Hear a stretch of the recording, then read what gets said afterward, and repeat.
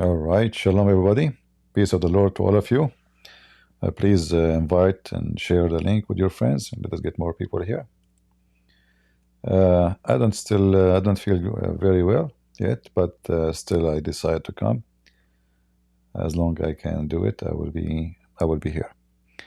Uh, you know, I don't really choose topic in advance. I go on the internet and I see what a trend, and then I found this. I found many articles and videos made by Muslims. This is what came to me in my way in YouTube about Islam being the life solution. So I said, that's a good topic. Let us talk about it and see if this is true or not. So if you go in the internet, you will find, like starting from the AI, according to Islamic belief, yes, Islam is considered a solution for life problem because it provides a comprehensive set of guidelines and principles for living morals and just life. Now, I understand that this is AI saying according to Islam. This is a software collect information from the internet, and whatever the internet says, present it to you. It's not like a thinking human being giving you an accurate information as much as it is a collection of what the internet is sharing. Now, if we ask the Muslims, and I challenge the Muslims to give me any example of what they claim Islam is a life solution. As I know, it's the opposite. Islam is a destructive solution. And here right away you will see in the top right a video of Zakir Naik. Zakir Naik will give you what a politician is. Okay, will give you a life solution. Look like maybe I saw this video before. So okay. And most of these countries are Muslim countries. What is the solution besides doing dua? Number one, first we have to find out that what is the cause of most of these killings, whether it be in Afghanistan. So look like the question is asking, let us see the question from the beginning. The Zakir Naik, Dr. Zakir Naik, it's been a long time since. By the way, in case you do not know, the Muslims, who they are religious, they color their head red, as you see. So this guy is trying to copy Muhammad, and you will notice right away how stupid it is, how stupid you will look when you make your hair blonde, and you are not. I mean, it doesn't fit with you. But Muhammad, because he is racist, he want to be blonde, so he color his hair red. And that's why you see this Abdul here, his hair is red. So he's asking a question. Let us see what the question is. Since I see you, last time I used to see you in Penang. Now you are no more coming to Penang. There are some problems, okay.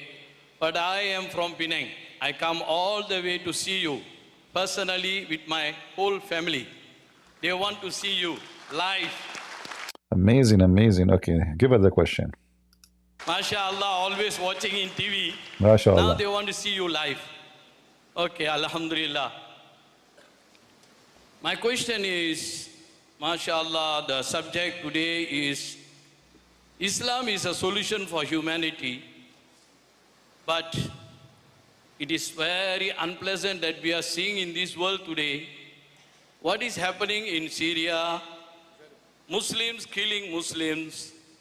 What is happening in Yemen, Muslim killing Muslims.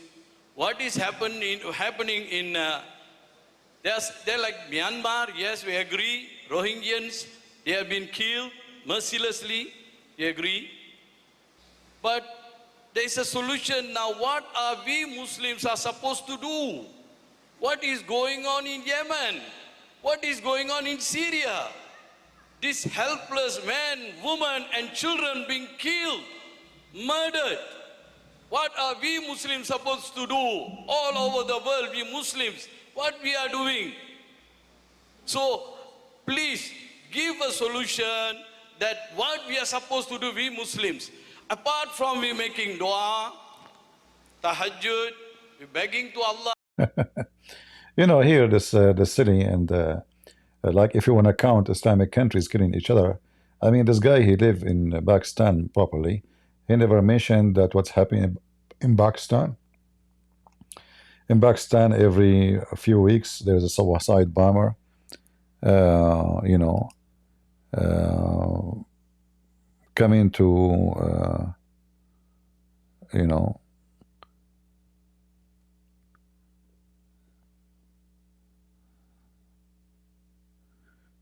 a blocked user has joined leave voice. What is that? Is my voice coming, guys, in Discord? All right. Yeah. He is worried about what's happening in Syria, but he's not worried about what's happening in his own land. This is how hypocrite they are. I mean, can you find even one Muslim country is not killing each other? Just anyone, you know.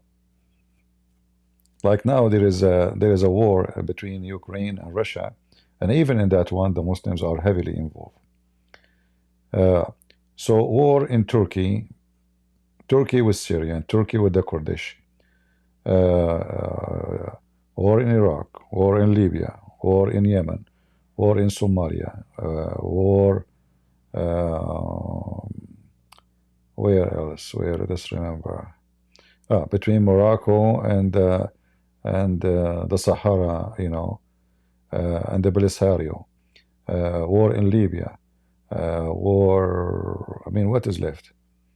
There's Afghanistan. Everywhere there's war. War between Iran and the Kurdish, Turkey and the Kurdish. We mentioned.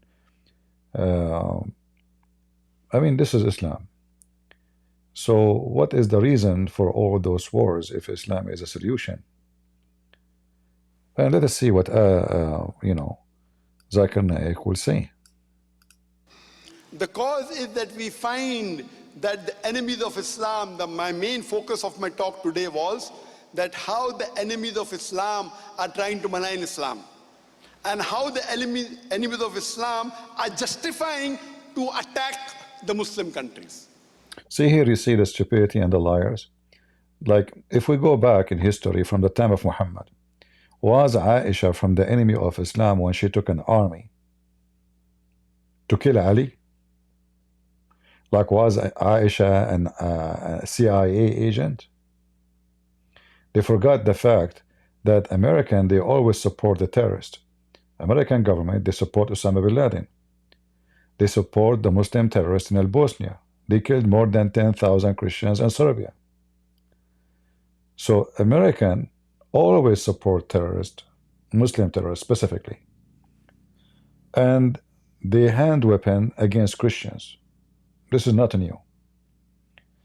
But in order Muslims to justify, or let us say to explain why they are being doomed, they don't say the truth that because Islam is a religion of terrorism, and Islam does not have a solution except killing each other in case we have a disagreement. So the first solution Islam presents in case of a disagreement between two Muslims is killing, you know, each other. In fact, Muhammad in the Quran, he made it clear that if two groups of you disagree, try to fix it between them. If not, kill the one you think is unjust. So, and every group of Muslims say, I am the just, he is unjust, and they justify the killing. So they cannot, they don't have honesty and dignity to say Islam is a religion of war and killing and bloodshed. Muhammad was a rapist, Muhammad was a killer. If there is anyone would like to come to the mic and tell us what is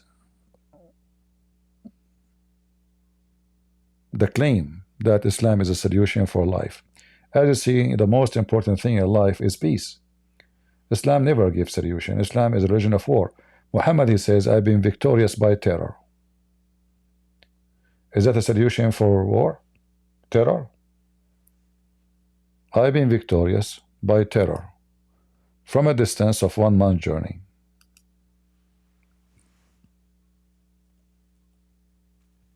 So how we can fight war if your prophet himself He's a big fat criminal. And he have no shame to say, I've been victorious by terror. He was not helped by God. He was helped by terror. He was not helped by debating and winning a debate. He was helped by terror. In fact, he says he was helped by terror from a distance of 1 month journey. Which field of life Islam can help us with? Do we have any Muslim who would like to join us?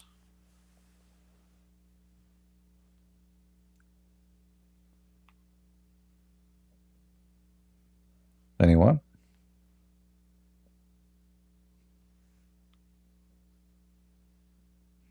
Nobody? Any Muslim would like to tell us what is the solution Islam provide beside terrorism?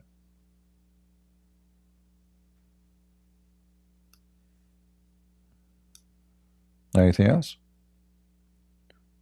Like what about how a human being can help to fix his family problem?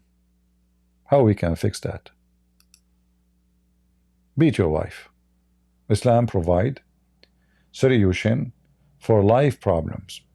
So now you fear that your wife, she is not being very much disobedience, like you tell her make some coffee for me, she is not standing up and making it right away because she is your slave.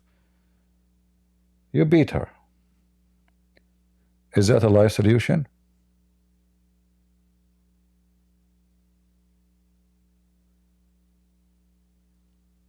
Any Muslim? What is the life solution Islam provide? I'm trying to find out what the Muslims are talking about. So if we go right now here in this video and we go back in because you know Zakir and Zakur in the UK is saying nothing.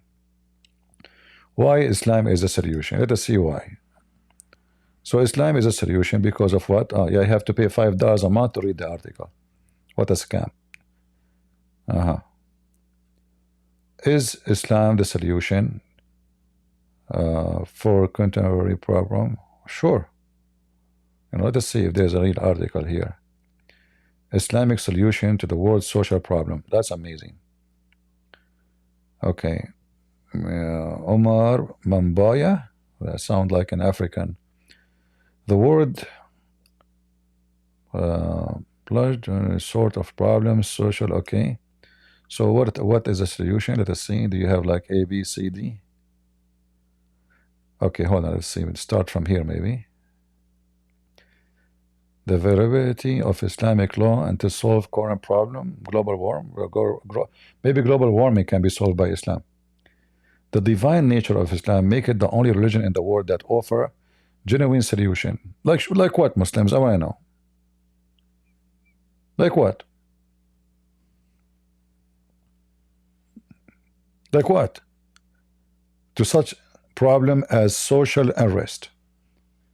As an example, how we can stop pedophiles. Islam follow a pedophile. So instead of fighting pedophile, Islam solve the problem. Make everybody pedophile. Right?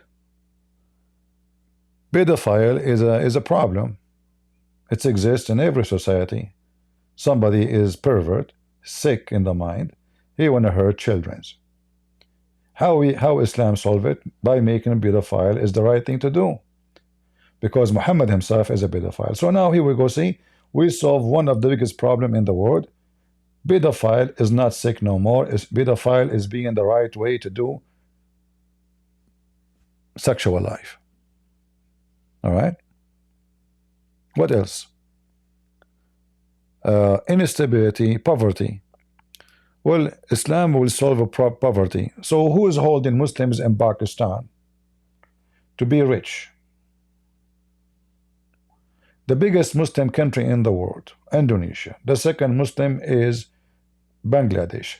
The third Muslim is Pakistan. The three are the top poor countries in the world. Islam will solve poverty, or Islam will increase poverty because you Muslims, you have tons of wives, keep marrying wives and having kids in the street?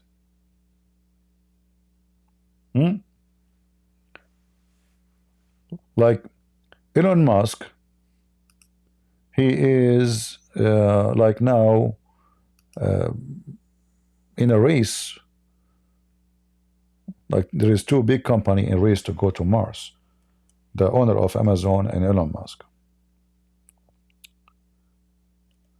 What the country like Pakistan is in race to do?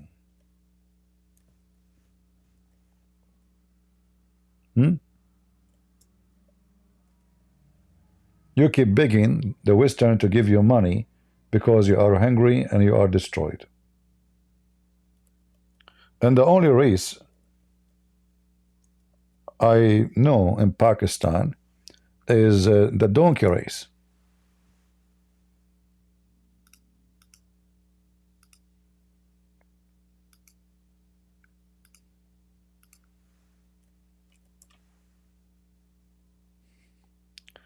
Now, I am sure that your donkey race can change a lot and save global warming. I mean, here we go. We are going green. So you are in the middle of the capital of Pakistan, and half of the country is driving donkeys. Huh? I think we solved the problem of traffic now.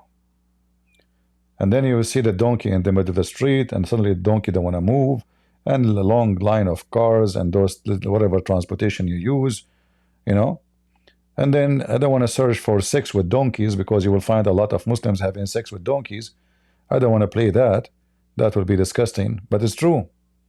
Sex with donkeys. I mean, which country in the world struggle with a problem, social problem, called sex with donkey? Huh? Like Pakistan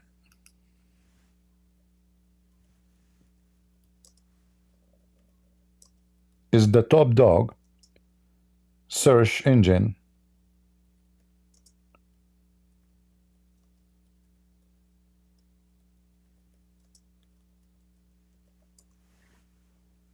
#1 nation in the world. Like they are not posting this information no more because Pakistan make a big complaint about it. Google exposed them that they are #1 country in the world who it's not, they call them pornistan. Donkey sex. #1 top search in Pakistan is donkey sex. Is that right? Yeah, it is. I'm not going to play videos for you, but you can find it right away.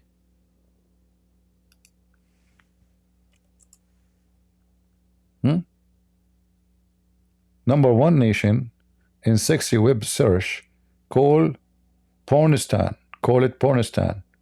Okay, what they search? What they search for? Guys, do you see it? Donkey sex.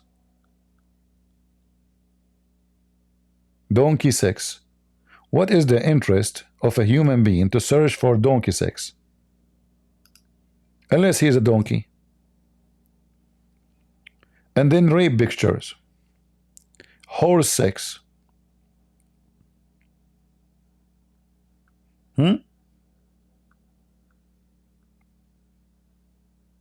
Egypt is ranked #2. So Pakistan is #1. Egypt is ranked #2. What they are looking for? Donkey sex.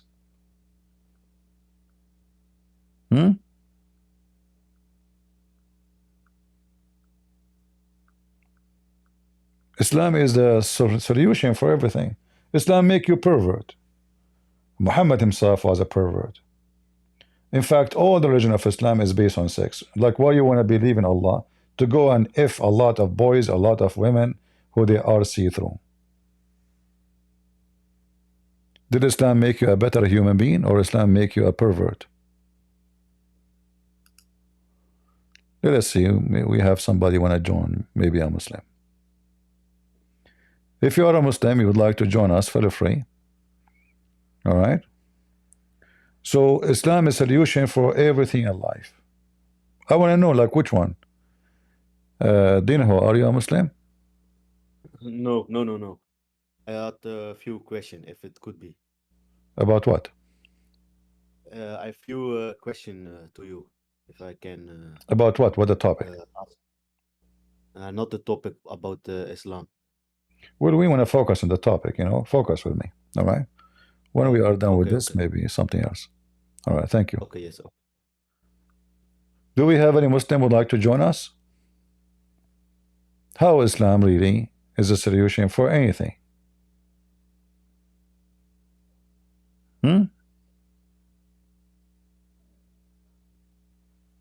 I want to know.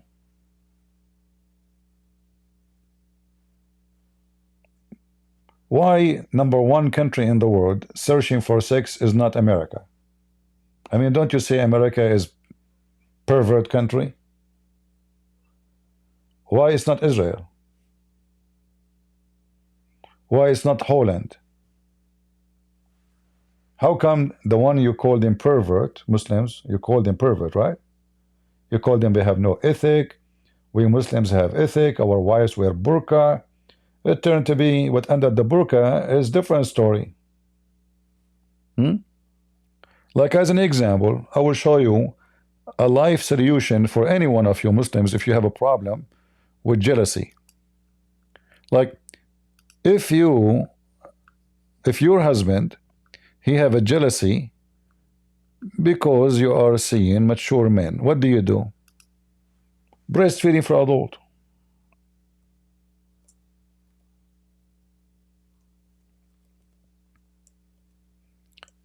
Do you see the solution?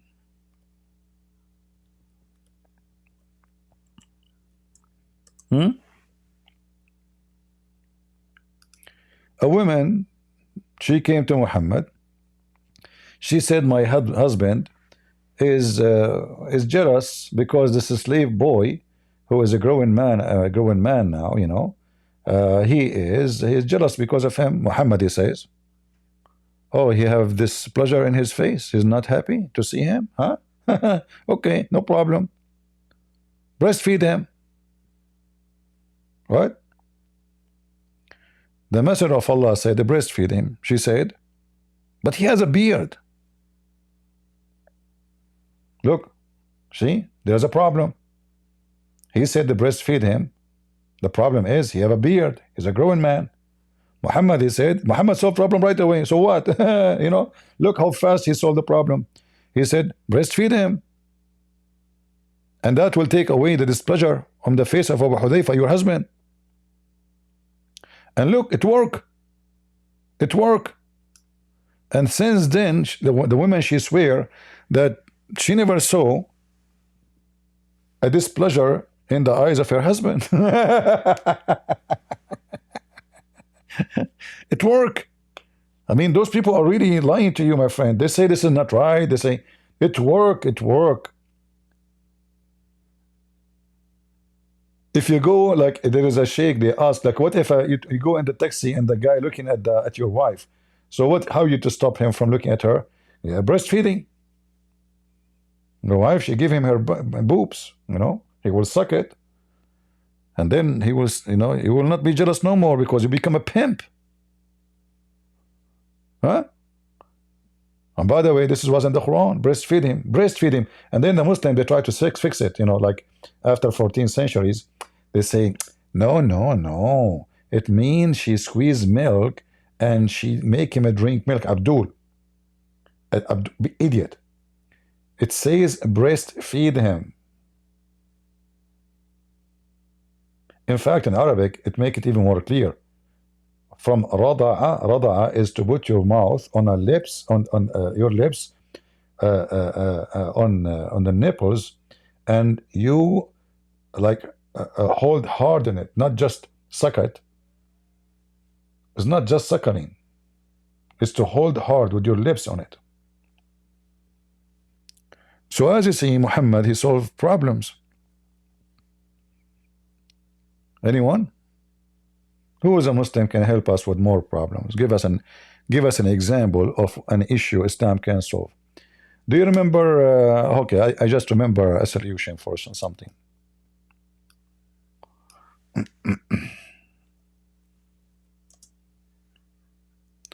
I just remember something.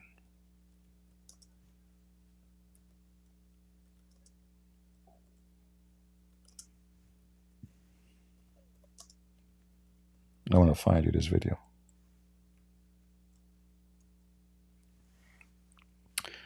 Islam have a solution. Look, for what? Exactly for what? There's a big solution. You remember when Nader Ahmad, he called me and he told me that Islam find a solution for alcohol? Do you guys remember?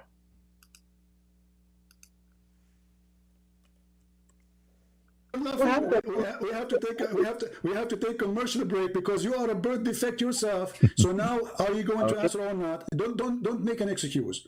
Are you going to answer how Allah he says that alcohol is a great product and it is a sign from? Just to make it simple for those who do not watch this, I don't call it debate. I mean, those guys are just stupid, you know. I never debated a Muslim, actually. All of them, they are not even worthy of calling it debate. So this potato, he called me. He go around and he claimed that Christian Prince keep running away from him. He's like a puppy, you know, holding me from my pants, from my socks, you know. But this guy, he don't even, you know, he cannot even speak to me for 5 minutes. So he called me, and after 15-20 minute discussion about how to debate, he's making an excuse not to make it happen. I don't know if I should play it for you from the beginning. You would die laughing. It's a kind of a comedy. And what I want from you more after you agreed that your prophet have sex with the goat. Actually, yeah, this guy, I was once talking to him. Supposed it's the debate, but it's not really, you know, as I said. We were debating about his prophet having sex with the goat. He agreed. He said, what the problem?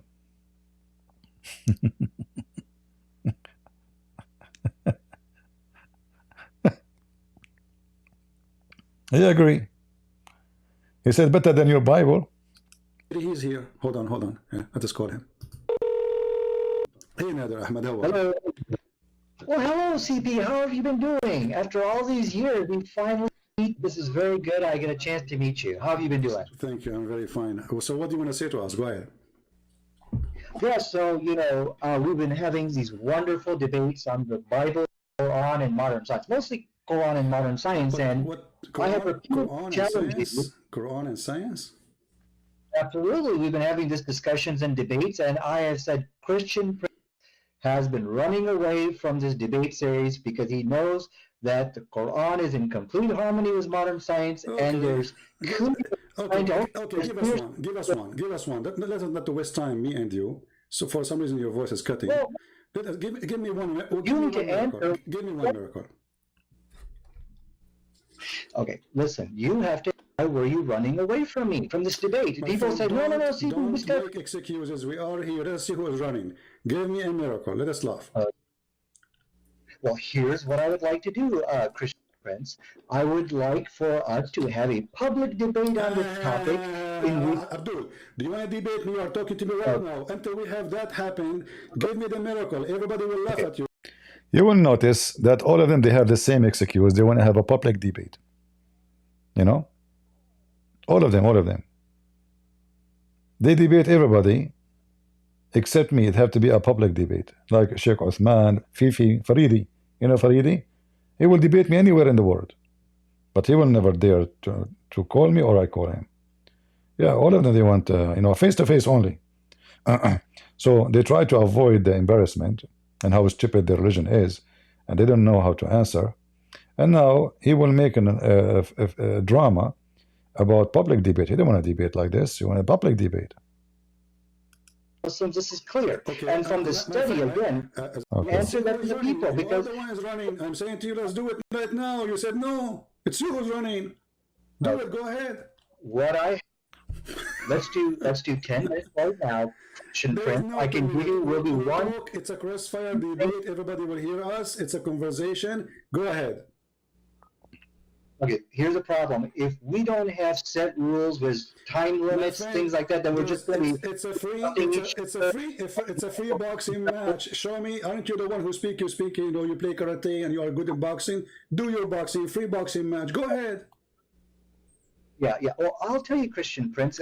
The Don't problem tell me, here my is friend, what I. Stop making excuses. The rules go for both of us. It's a free. Say whatever you want. Do whatever you want.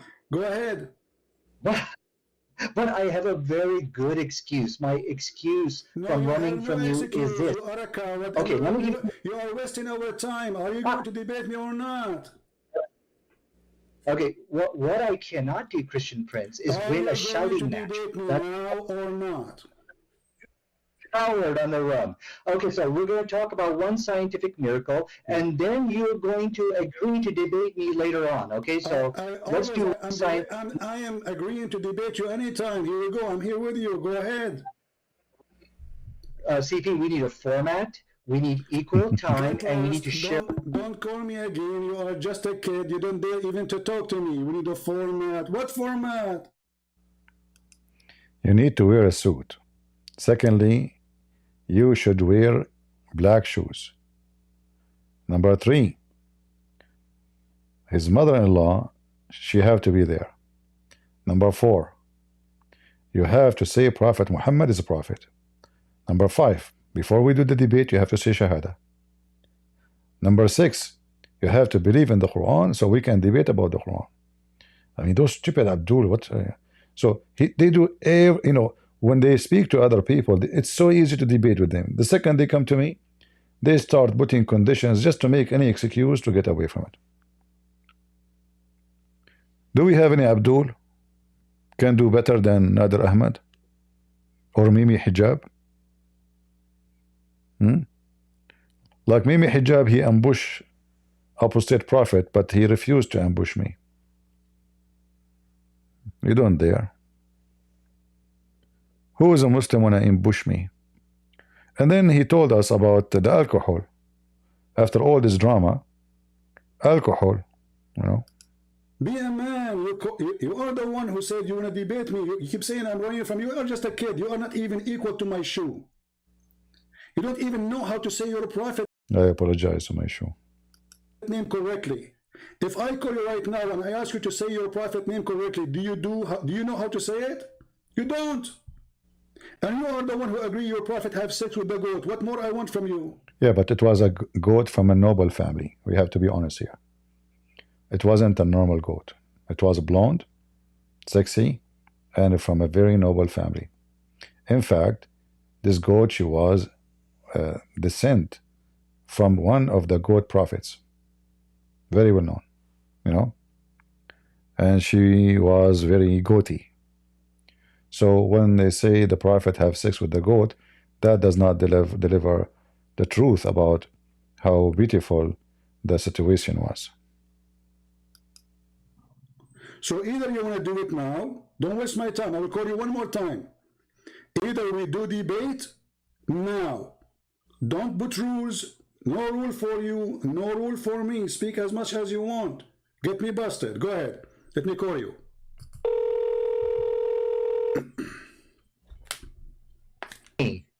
So That hurt my feeling. do you accept or not? You hurt my feeling.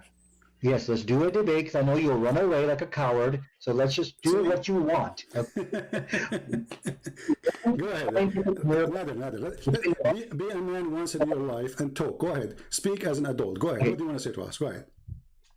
Yes, so we're going to do one scientific miracle that proves that the Quran is the truth and you are actually following a demon called Christ. So both the Bible and the Quran actually answers a question on the issue of alcohol. Now, what's very interesting here, there was a study done. I don't have my desktop, which is shared. I'll show you that study. But in this study, it showed that the Quran actually, because of the teachings of the Quran, the Muslim women are 50 times less likely to give to give birth to a who has fetal alcohol syndrome. The study said you got to go to the Christians because of the influence of the Bible. So the question tonight, which Christian Prince needs to answer here, is, okay, so the book of Quran and the Bible, they gave an answer to this question of alcohol. And when we look at the Quranic answer, it is a far superior answer. What is the Quran answer? Until now, you did not give me the verse from the Quran, remember. We are talking about chapter, well, I'm sorry, chapter what? What'd you say? What chapter? Chapter 5, verse 9? What chapter? Chapter 5, verse 9. Chapter 5, verse 90. Chapter 5, verse 90. Okay, tell me about it. Go ahead. Now we know what you're talking about. Go ahead. Okay, and then I'll tell you about it, but I'm following the rules because I know you will not run away from me, and we'll debate on this topic. So that's the agreement here. Okay, so let me go ahead and get the verse in chapter 5, verse 90. Okay. It says, forbidden is alcohol, any kind of intoxicant, gambling. Okay. So from the study here, they pointed out that Muslim women are 50 times less likely to give birth to a fetal alcohol because of the teachings of the Quran. Now, the question is here, which you need to answer, is how is it that the Quran gave a better response? Where is speaking about the alcohol is bad? Where it says that? No, it says for you forbidden is any kind of intoxicants. Where it says it's bad for your health in the verse you quote for me. That is bad for your health. No, it is completely forbidden for Muslims. This is clear. Okay, and from the study again. Another. I'm asking you a very simple question. You say that this is about health. I'm asking you, why in the verse never say anything about health? It says this is from Shaitan, that's all. Because it's from Shaitan, don't do it, correct? Yes, this is from Shaitan. And so because as the study concluded, it is the teachings of the Quran which caused Muslim women to abstain from alcohol. And so the question from again is that how could Allah of the Quran provide a better response than Jesus of the Bible on the question of alcohol? That's a question you need to answer now. And so this clearly let's make it clear. I'm just trying to get a full sentence from you. So are you saying the Quran confirmed that alcohol is bad, no matter what? The Quranic position is that it is forbidden. Yes, it's forbidden. I know it's forbidden. This is not a question. Are you saying that alcohol is bad no matter what? It's bad. It's ugly. Yes or no? No matter. But I think these are irrelevant questions you're asking. You're running away from the study. This is the topic. I want to know if alcohol is bad or it is not bad. Is it bad or not? I mean, what's wrong with you? So you are saying to me, Quran is forbidden alcohol. Okay, forbidden because of what? Because it's good or because it's bad? Yeah. What? You don't understand the question here, so I need you to take some time. This is my question. This is my question, not yours.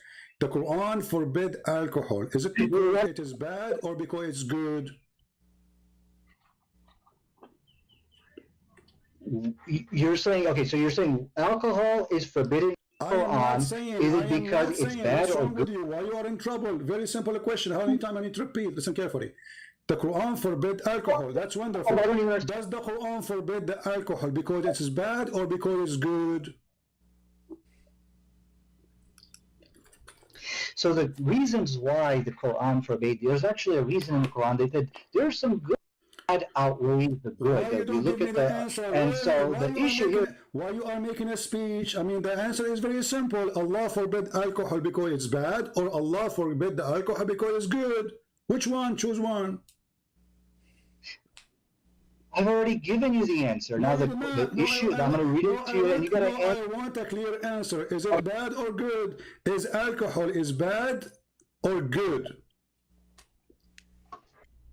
See, CP, I need you to stop interrupting me. I know you're scared. I know this is the point you are not able to answer. And one word. Is it bad or good? You are the one who chose the topic. Everybody is my witness, and now you don't dare to answer. What's wrong with you? Okay, Allah forbid alcohol because it's bad or because it's good?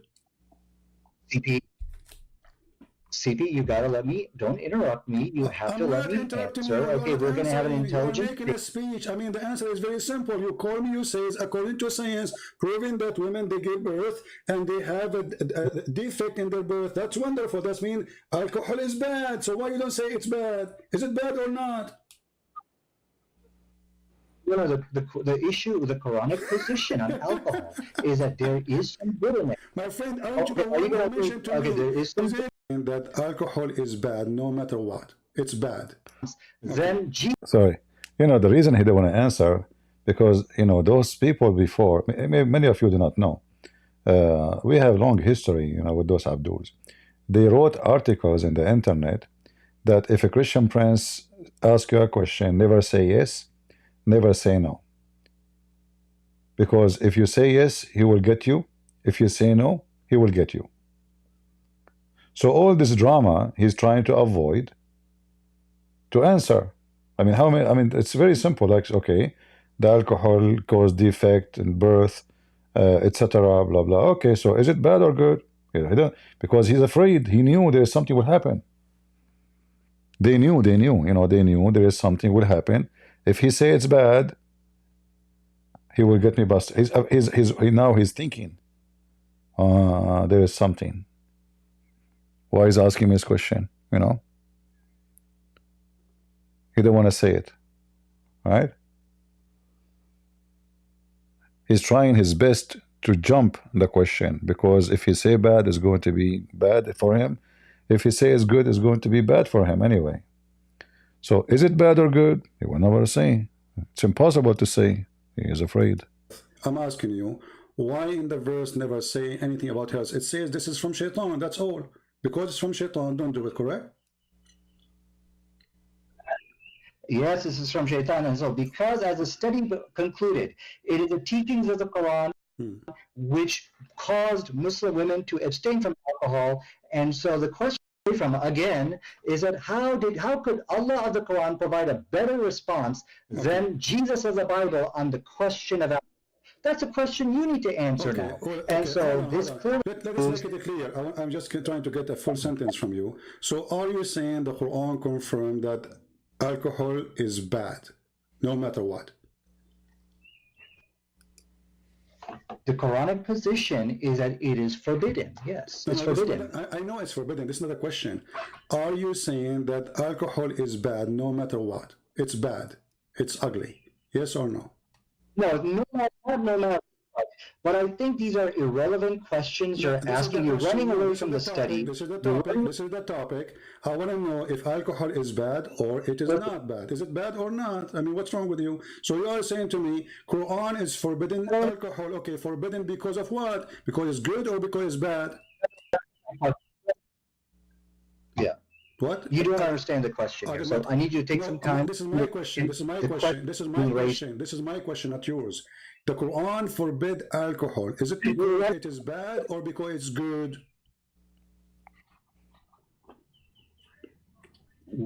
You're saying, okay, so you're saying alcohol is forbidden in the Quran. Is it because it's bad or good? Why you are in trouble? Very simple question. How many times I need to repeat? Listen carefully.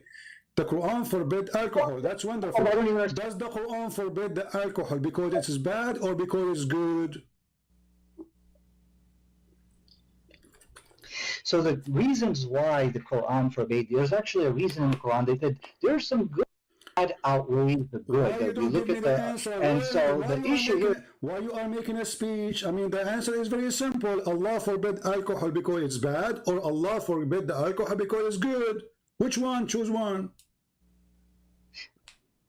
I've already given you the answer. Now the issue, I'm going to read it to you, and you got to answer. I want a clear answer. Is it bad or good? Is alcohol is bad or good?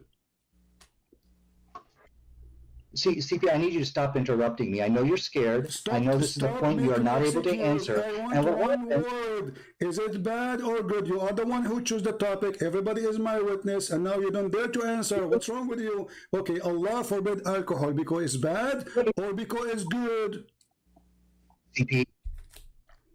CP, you gotta let me, don't interrupt me. You have I'm to let not me interrupting answer. you. You're Okay, not we're gonna have an answering. You are intelligent making a speech. I mean, the answer is very simple. You call me, you say, according to science, proving that women, they give birth and they have a defect in their birth. That's wonderful. That means alcohol is bad. So why you don't say it's bad? Is it bad or not?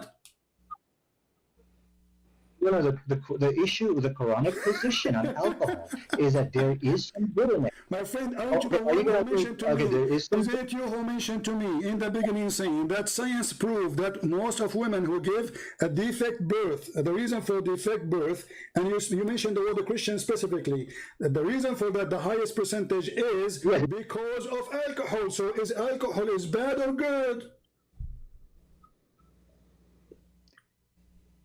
Okay, okay. Your question, if I understand your question, you're saying that overall alcohol a I'm good not or bad saying thing. Is what's that wrong your with you. question? Like, I mean, this is even your topic, and you don't even dare to answer. You call me saying that because of drinking alcohol, women give birth to children who have defect in their birth. Okay, that's your claim, and you claim this is from science. That's wonderful. Now, I'm asking you, based on what you told me, is that mean? And based on the Quran forbidding the alcohol, does that mean according to Allah, alcohol is bad or good? Oh, I think I understand your question. Your question is, okay, did Allah forbid alcohol for a specific reason of preventing fetal alcohol What? Now I understand your question. What? What? babies? Is that your question? No, what's wrong with you? You are in trouble. You are like a cartoon, Mickey Mouse. You're in the corner. You not know what to say. I'm asking you, is it bad or good? Very simple. Don't tell me any reason. I want to know. Is alcohol according to the Quran bad or good? Bad. Okay, to answer your question, it's bad. But there's a little bit of good in it. The Quran did Finally you said it is bad. So Yes, how come the Quran says it is good? Here we go. This is the chapter 16, verse number 67. You made me lose my voice, repeating the same question. The Quran says that the alcohol is amazing drink, is the best. It's a miracle of Allah. Read for me the verses.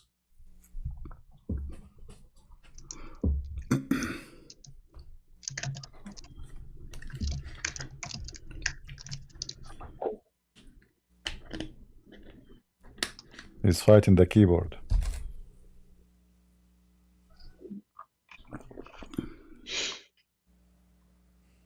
Are you finding the verse? I'm sorry, I'm not even looking at your screen. Well, did you want me to respond? Oh no, I don't want you to respond. You can call a friend. I mean, what's wrong with you? The Quran says, you said to me it's bad a second ago. You said to me a second ago, the Quran says that the alcohol is bad. Now the Quran saying that alcohol is a great drink. It's even a miracle from Allah.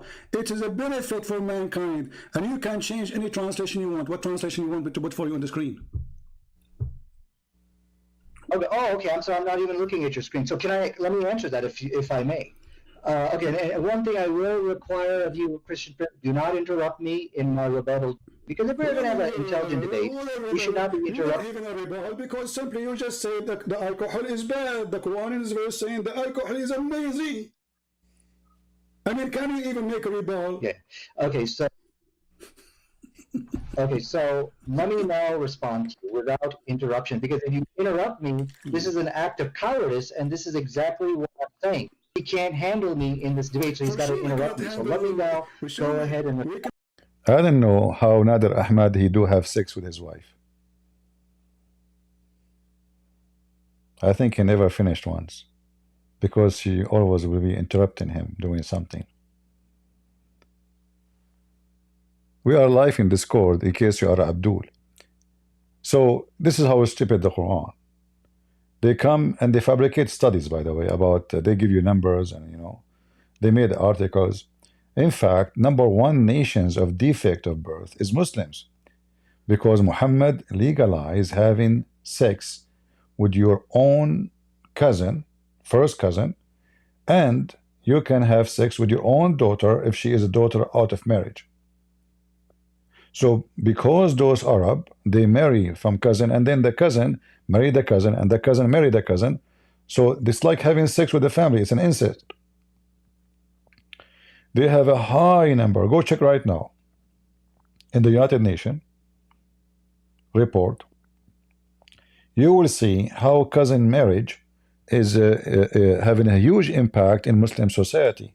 Disability, unable to walk, children born with a lot of disease. And this guy, he is coming to talk about alcohol. First of all, Christianity does not encourage people to drink alcohol or get drunk. Nowhere it says that. In fact, the Bible says a drunken will not enter heaven.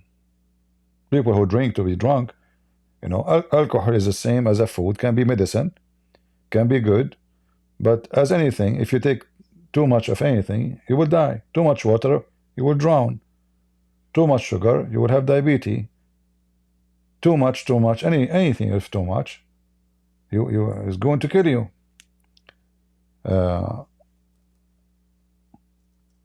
And marrying the cousins is a big reason for birth defect. If we go right now and search in the internet, you will find how risk increase in any population have a marriage for first cousin. And then the first cousin, it's not only going to stop there, because it's not like one-time deal. So your parents are cousin, and then you marry your cousin, and then your son marry his cousin. So simply you are having sex with your sister, and then all the birth defect in the world can happen.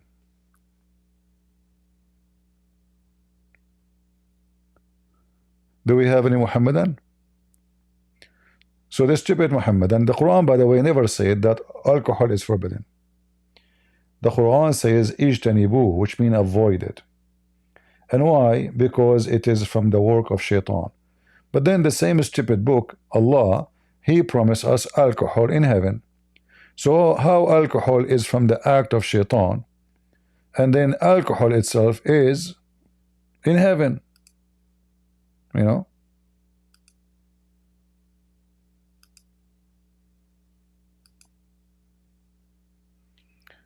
Even the heaven in Islam promise you a river of wine, not just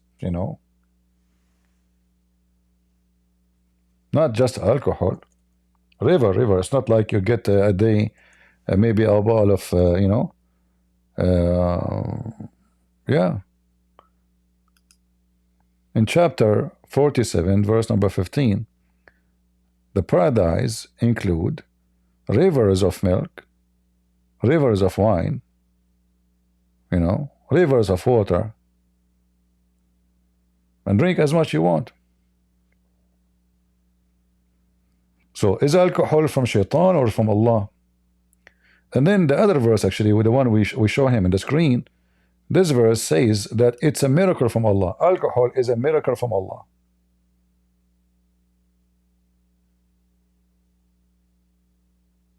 And this is taken from the legends where, supposedly, I think the god of the Greek, he was able to make wine.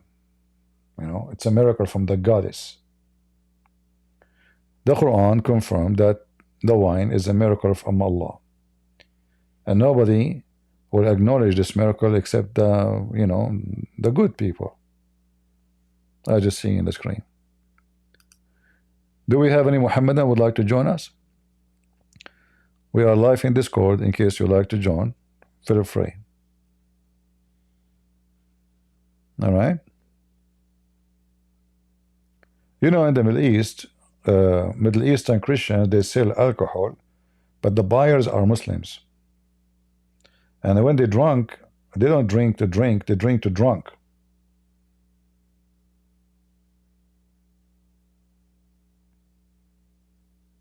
Any Muhammadan? So what else? What is the solution for life problem that Islam provide? As Muslim, they say here, absolute forbition of adultery. And here, this is another issue of lies about Islam. They say Islam forbid adultery. The fact Islam encourage adultery. All what Islam did, legalize adultery and make it not adultery. As an example, Muhammad, he said, you can go and rent a woman even if it's for 3 days, 3 nights. And yet the Muslim, they call it marriage.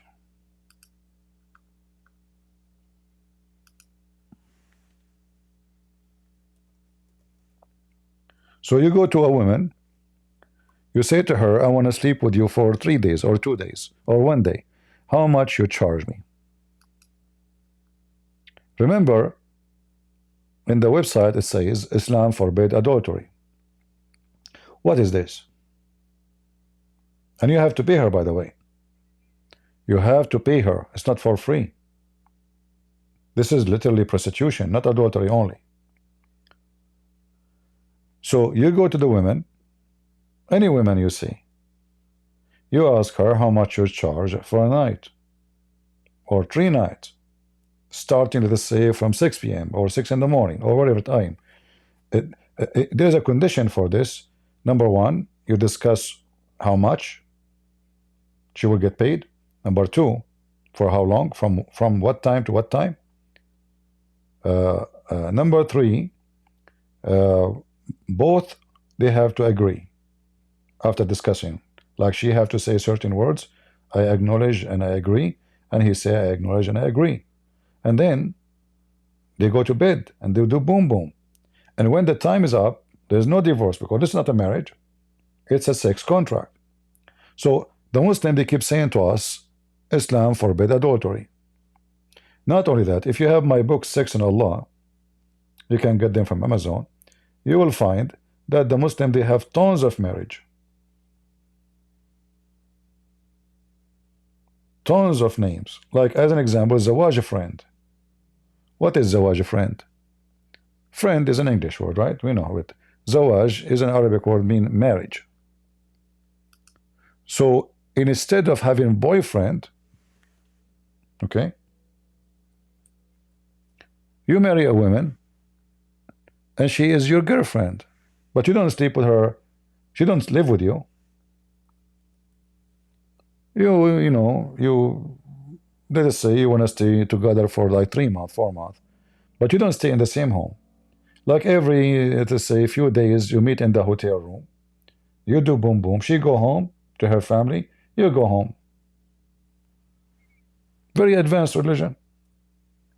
And they say to you, this is not adultery, and this is not for, fornication. And even the, the Muslim Shia, they make fun of the Sunni about the Zawaj friend. Even the biggest imams of the Sunni, they call, especially those who color their hair with they want to make it redhead, they call for Zawaj friend. Or what about travel marriage? What travel marriage? You want to go to a country, but haram to sleep around, haram, brother. So they provide you in the room, like the hotel, Muslim hotel, they will send you a girl to your room, and you will marry her for the period you will stay in the hotel. You will marry her for the period you will stay in the hotel. So let us say you want to go to a country, whatever country is, and you will stay there for 10 days.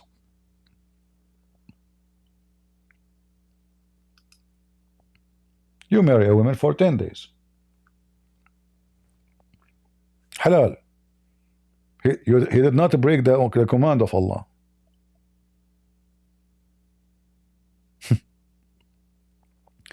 So when the Muslims, they say that Islam forbid adultery, that is a big fat lie. Muhammad is the biggest adulterer. Muhammad, even he took his own son wife. His own son wife. The Quran in chapter 25 verse 54, and you can read the interpretation of it, of Al-Qurtubi, you will see a Muslim even can have sex with his own daughter if she is a daughter from adultery, not from marriage. So your daughter from marriage, you cannot have sex with her. But if you have a daughter from a woman, you sleep with her, you can sleep with the mother and the daughter. And then the Muslim, they say to us, Islam, what? Is against adultery. But reality, Islam promotes adultery. In fact, adultery in Islam is a destiny.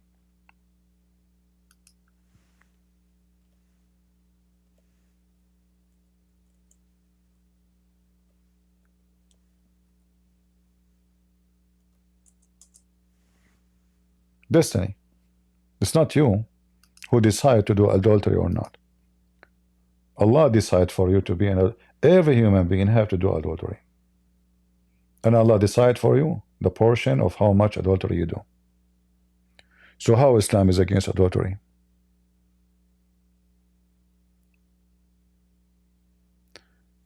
Any Muhammadan? So you notice that everything they say about the religion is a lie. Islam did not solve problems. Islam created problems, because let us think about the social impact of me renting a woman for 3 days. What is a social impact? A great number of women, their job is to open their legs to men because they make money from it. That is a social impact. And then a great numbers of kids, they have no father, because the father, even if he knew his father, the son will not grow with his father because there's no marriage. The woman, she slept with him for 3 days, and then next guy. So when they say Islam provides social solution, that is a joke. It is the opposite. You see, I grew up in the Middle East. All the kids who clean shoes are Muslims. I never saw a Christian kid in the Middle East cleaning shoes. Why? Never saw. Muslim kids all over the street. Little girls, they let them in the street begging for money. So like the pervert, they touch them, the pervert, they molest them, the pervert can rape them. God knows what they would do to them. They don't care for their kids. They just have sex, make babies, throw them in the street. Islam never solved a social problem. Islam is a problem. Do we have any Muhammadan?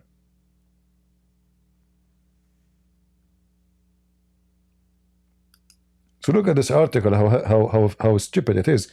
In fact, there is a verse in the Quran. There's a verse in the Quran clearly legalize prostitution. Do you remember the lady, her name Fifi?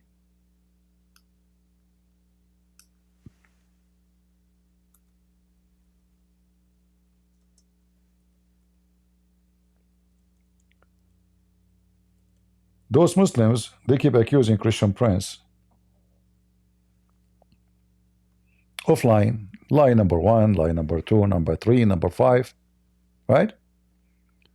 Then those potatoes, when they are saying or talking to each other, and suppose there's no Christians, they speak loud and clear and say, yes, we can have sex.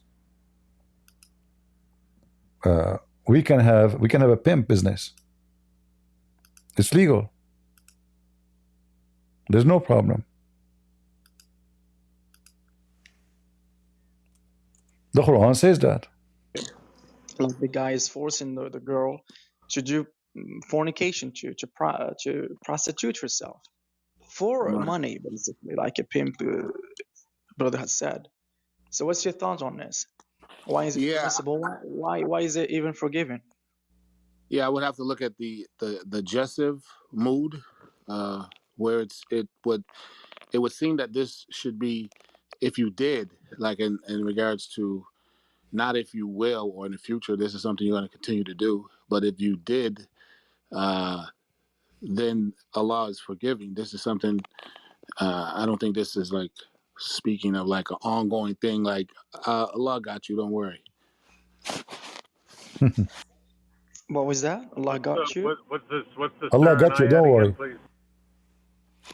This is Sorry, do you have the surah? 24:33. Yep. It doesn't seem to be speaking about past tense. Well, it says there's a jessive, a mood. Gives you. What's this? Can you tell us what this means in Arabic? Jessive mood.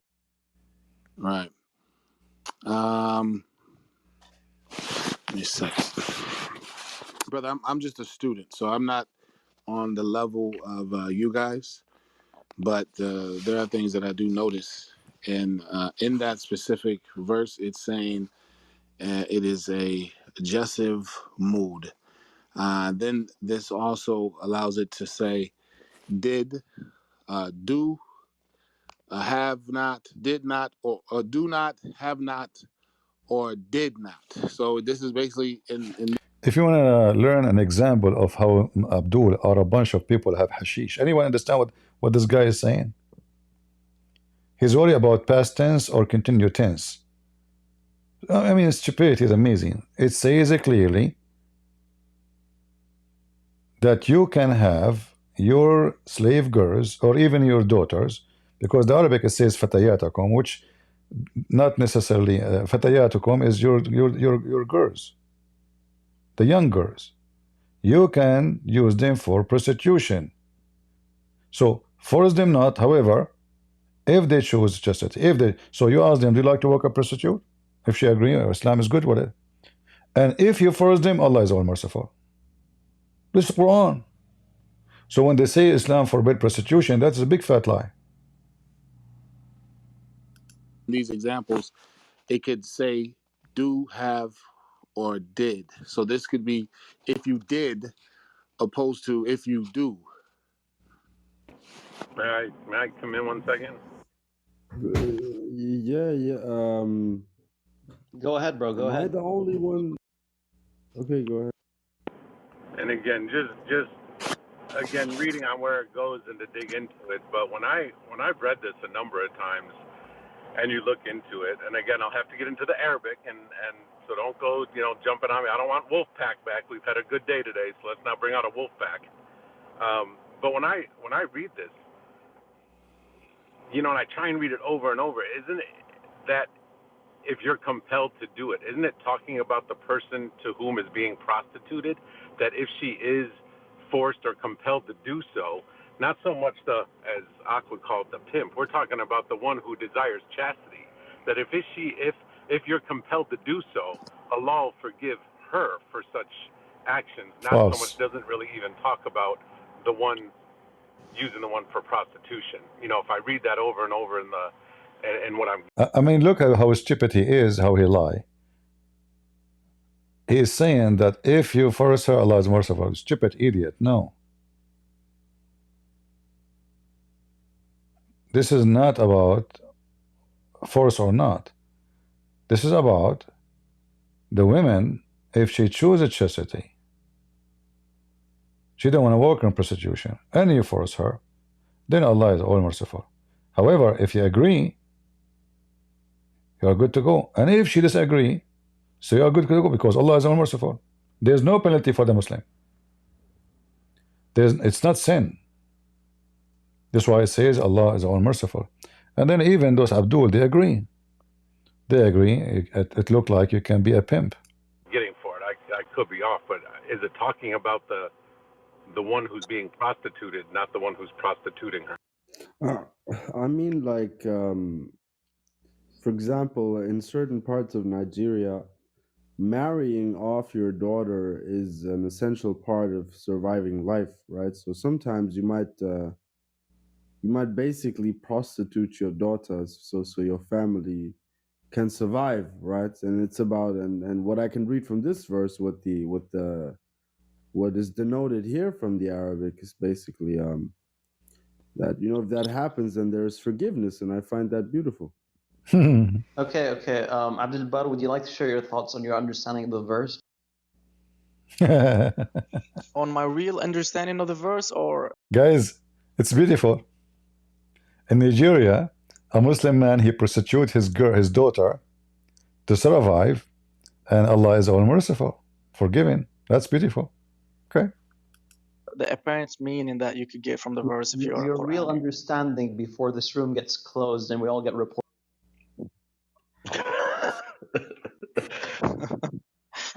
You don't want anybody. He's afraid that the chat room will get reported because they are talking about boom boom. Thinking that. Pimps are allowed in Islam. Yeah, I appreciate that. Yeah. See? They agree. Pimp is allowed in Islam. I appreciate that. And Faridi agree. In fact, he is saying it looks like you can be a pimp. Pimps are allowed in Islam. Yeah, I appreciate that. Yeah. So the verse is barakallah. speaking. It's actually explained through the sayings of the Sahaba, like Ibn Abbas, but it's also explained through another harf of the Quran that was recited during the time of the Prophet, peace be upon him. وَمَن يُكْرِهُنَّ فَإِنَّ اللَّهَ مِن بَعْدِ إِكْرَاهِهِنَّ لَهُنَّ غَفُورٌ رَحِيمٌ.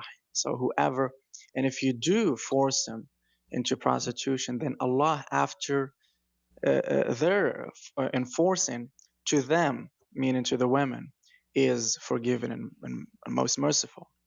Not to the person who's doing the forcing, not to the guy who is forcing his maids. That's what I basically. That's what I was saying, right? Is that what I was getting from that? Yes, that's correct, but that's taken from the Sunnah. Right, but I just in took the that scenario. from the words is what I was saying. I didn't No, know there was a but hadith about that. So Yeah, but you cannot force just me to understand that.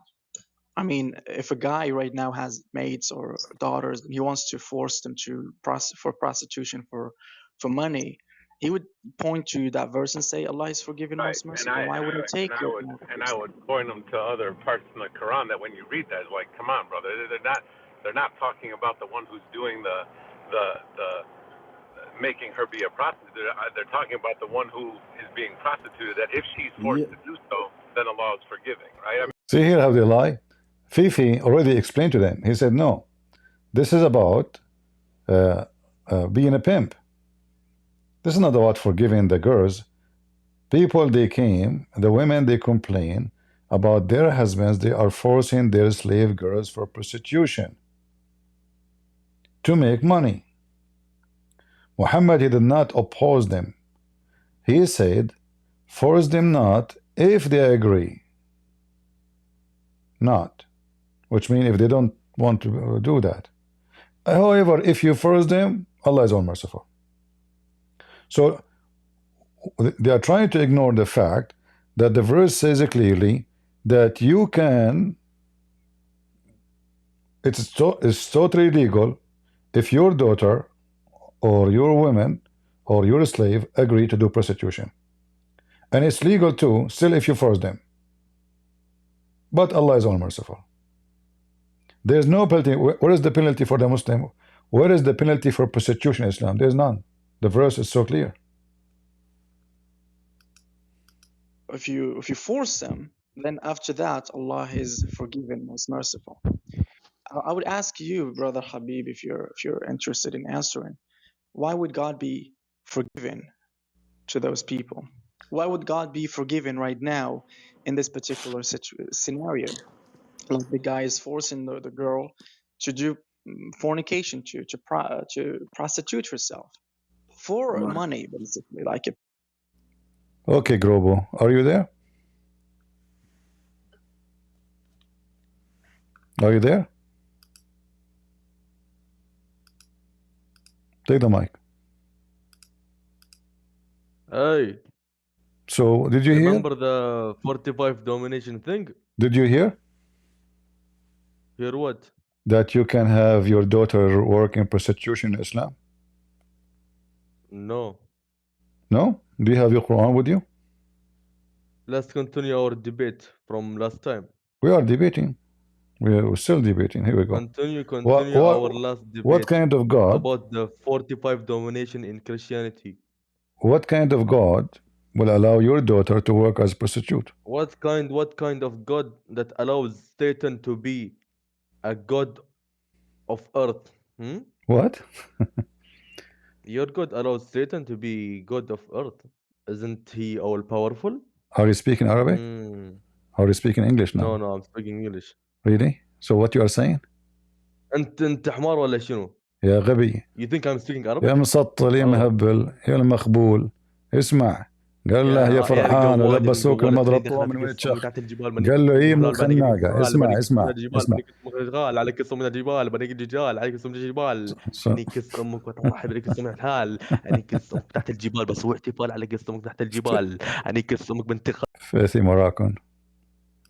Moroccan, by the way, in case you do not know, the first time I came to Europe ever, I was speaking Arabic, and then a Moroccan guy walked next to me, and he gave me a card. He says, "This is." I said, "What is this?" I don't know him. I was walking the street. He says, "It's a card from my sister." I said, "What? Your sister? What? What?" The guy next to me, he says, "To his sister, to his sister." I said, "Well, I don't know. What does that mean?" You know, the card have like a picture. It's not a real picture, like it's a, you know, like a drawn by pencil. You know, like it's printed, but it's like a girl standing, like, you know, something supposedly sexy. His sister, he's telling you his sister, you know. So this is what they do. Go check it out. They control prostitution in Europe. If you go to Morocco, number one business in Morocco is prostitution. And not to mention Egypt, and not to mention etc. Prostitution. This is the religion. Any Abdul?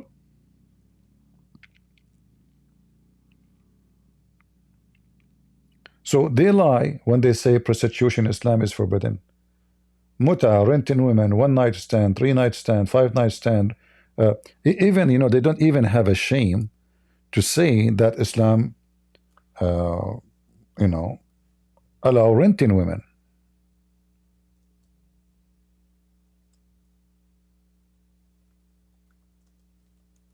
Even they say it in their own website. You know, they don't shy to say in Islam we rent women.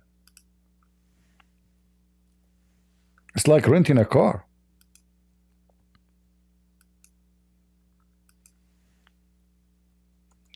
So behind this so-called, they claim to be conservative,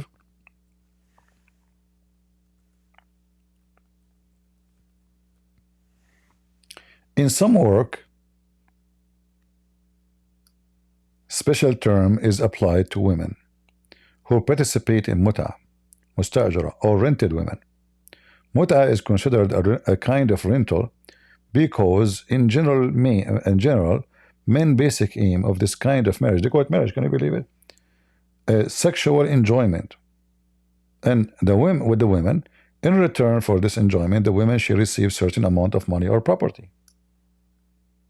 And they say to you, Islam solve problems.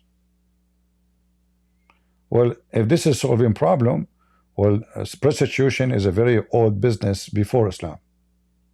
One of the most ancient business in history. And as I know, prostitution does not solve problems. It spread diseases and many social problems. Women, they sleep around, they get pregnant, nobody knows the father, the son grow in the street, and the daughter will be a prostitute again. Are they still slaves in the Middle East? Absolutely. Mauritania, more than 70% of Mauritania, as an example, is slaves. Until now. Don't you see in the Middle East, like when ISIS came, how many women they've been slaves? Slaves, nothing changed, you know. The only one who stopped slavery, actually, if we can say fight slavery, is the Christians. Otherwise, Muslim, all the black slaves came to the West, Europe or America. They've been captured, sold by Muslims in North Africa, like Morocco, Libya, Tunisia, etc. Number one slavery market in the world at that time, it was Morocco.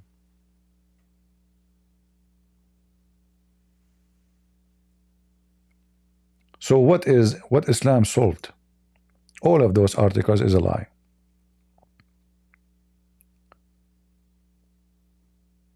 Nor come nigh to adultery, for it is a shameful deed, an evil opening to road. Okay, so they are saying to you adultery in Islam is a shameful deed, yet Muhammad, he allow you to rent a woman for why 5 minutes. Muhammad allow you to have sex with his child, like Aisha. Muhammad, he kidnapped women from their husbands. Muhammad allow Muslim men to have sex with married women as long they are not Muslims.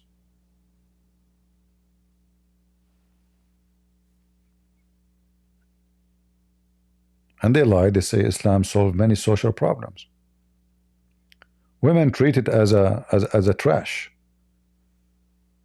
Like, how we can solve the problem of women in the world? The Quran chapter 4:34 says beat them. What about we close them with garbage bag and we have two holes in the garbage bag from the top? That for sure solve the problem. Is that stopping men from looking at women and searching for women and sleeping with women and cheating? No. Islamic countries full of cheating. I know a story. A very, very crazy Abdul.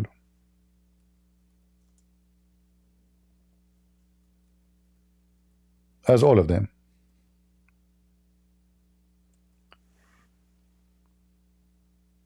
He have, you know, in the Middle East we have like a steel door. We have bars in the windows because the countries of thieves, you know, you see, this is another issue about theft. In America, you see 99% of the windows don't have bars. But if you don't have bars in the Middle East, your house will be robbed in 2 minutes. 2 minutes. So this guy, when he leave, he lock the phone. He take the phone, he lock it in the closet. He locked the door, so she cannot use the phone, she can't open. He locked the windows, they are locked. The shutter, they are locked, she cannot open them. He have bars over the windows. So his wife, she is really totally in jail. He told his wife, you can invite your friends to meet you as long as I'm home. All right? If I go, if you want to go, I have to take you out, like to visit her family, let's say. So she has zero freedom. When he is home, a woman, she come and she knock at the door. She don't talk. He open the door. He see a woman. He call his wife. Your friend is coming to visit you.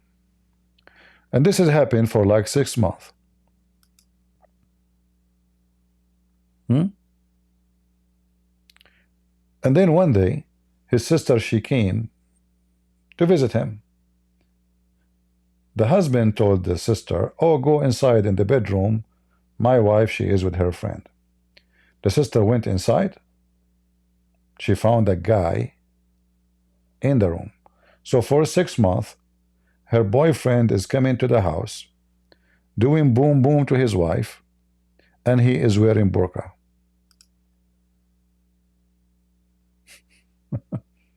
And because this woman, she is so shy, so when the husband opened the door, and for him, haram to talk to her, haram.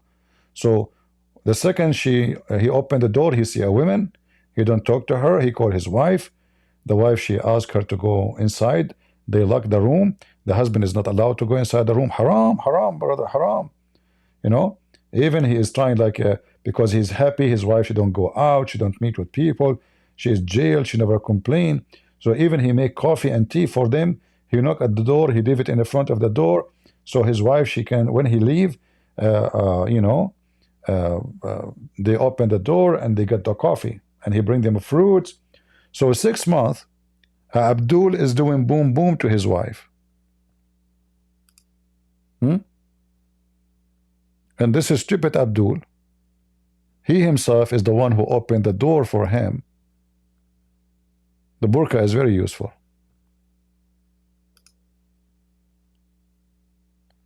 In fact, the burqa is the best way for cheating, because you can walk in the street, you will see your wife in the street with somebody, but you will not know this is your wife. It's the best way to cheat. You have no idea if this is her.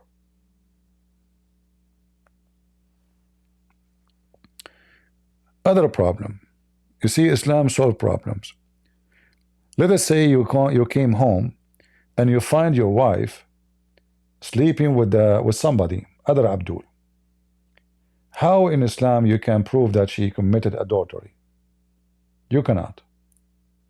If you accuse your wife of adultery without having 4 men, and those men, they have to see his penis, excuse my language, going in and out inside her private part.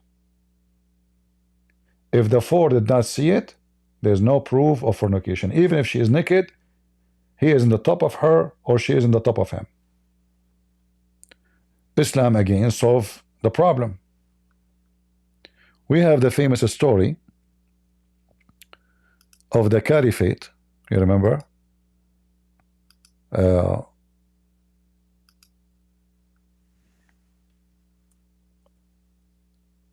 4 witnesses, they saw a woman and a man having sex.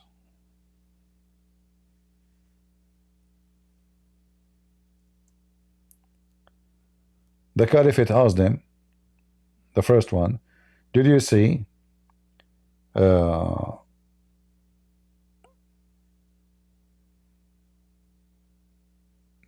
the penis of this guy going inside the vagina of this woman, like the pen going inside the inkwell? He said yes. He asked the second one, did you see blah blah blah, the penis inside like the inkwell? He said yes. The third, he asked the same question, did you see the penis going in like an inkwell, like a pen in the inkwell? He said yes. He asked the fourth one, did you see the penis going in like a pin in the inkwell? He said no. I saw her feet around his neck and they were shaking like a donkey when he is running.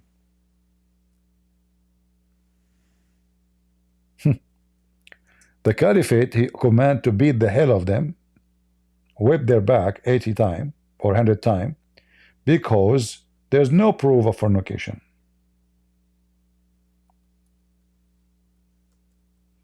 Because there's no enough evidence.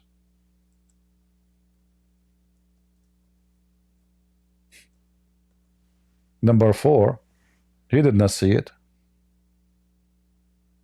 He saw her feet around his neck. Well,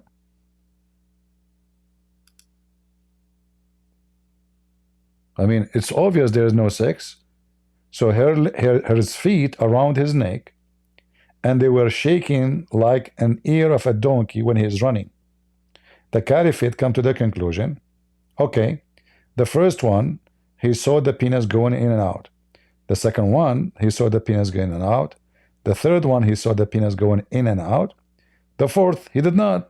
He just saw the ears, he saw the feet. But where is the fornication?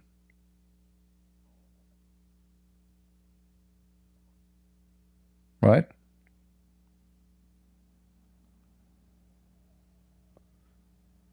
Yeah, you know, when a man, he killed his wife, this is not because this is in his decision, but according to Islam, she will be killed. She will be killed, but first you have to prove it.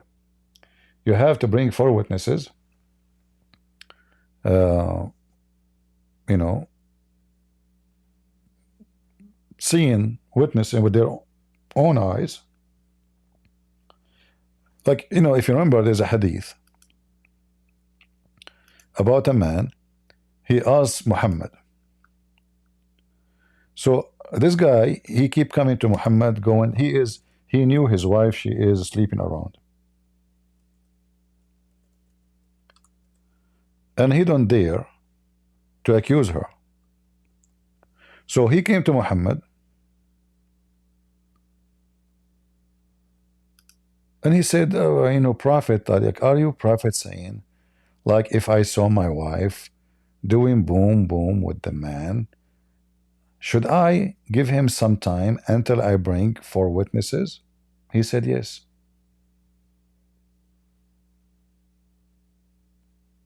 See the solution? You cannot even see. And now if you try to divorce her with accusation, you will be doomed. You can divorce her, but you cannot accuse her. So imagine you go to your home, you find a guy in the top of your wife, you say, brother, assalamu alaikum. Wa alaikum assalam. Assalamu alaikum. I'm busy, brother. Your wife underneath of me. Brother, can you please continue, like, I don't know how long you can, because I need to find 4 witnesses. Okay, brother. And now you go and you find 4 witnesses. However, if you don't see the penis of the man going inside her, excuse my language, in and out, you have no proof. Even if you bring 40 witnesses, 4 billion, you have to see the penis going in and out.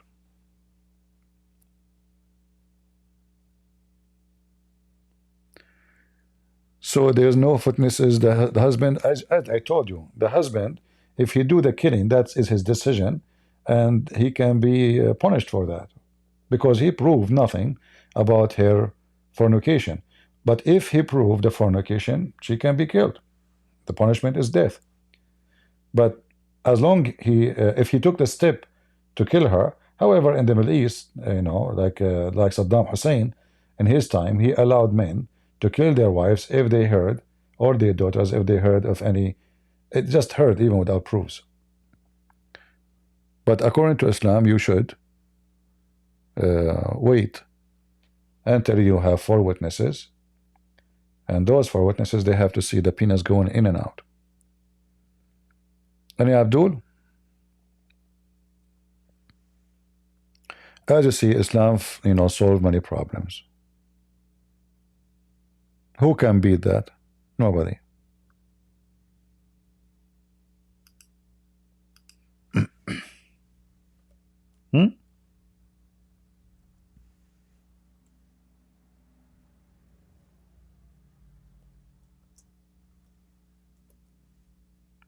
And all of this, by the way, because Muhammad, his wife, she was accused by a bunch of witnesses, and he wanted to find a way to escape his wife from being exposed, because that will touch his honor.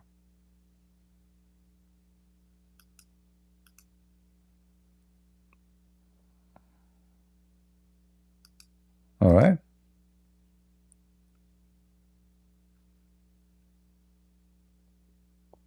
If you bring 4 witnesses, they can see the penis going in and out, then you have a proof, and then the woman, she will be killed. All right. Like, actually, we can find a hadith in English maybe for this. Let us see if we can find one, so we do not need to use Arabic website. Here we go. See, this is Sahih Hadith. The women,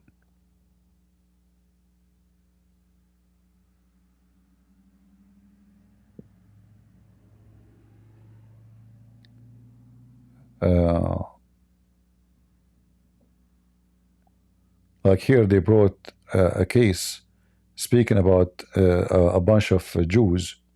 They found a man and a woman, they are committing adultery. So he said, bring me the best of 2 men of those Jews, like the rabbi. So they did. So he said to them, what do you think about what happened to those? Shouldn't they have 4 witnesses? They said that in the Torah we have to have 4 witnesses, which is absolutely, this is the Muslim fabrication.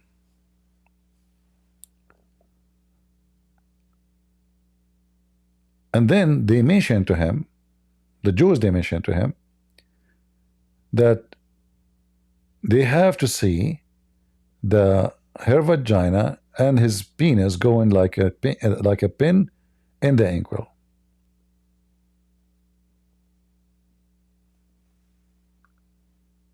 So based on this, they claim that Muhammad, he learned this and adopted this from the Jews. And I will not surprise, by the way, if the Jews, they said that to him as a trap to fool him.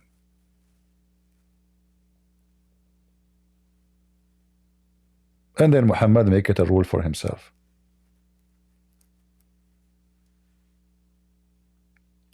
And then if this story here is true, then you Muslims should ask yourself, do you Muslims follow the Quran?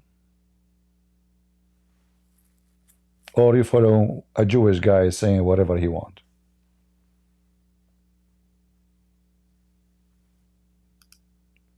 Any Abdul?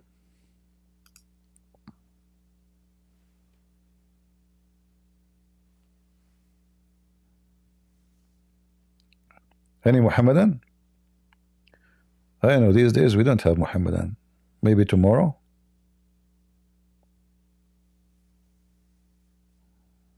Huh?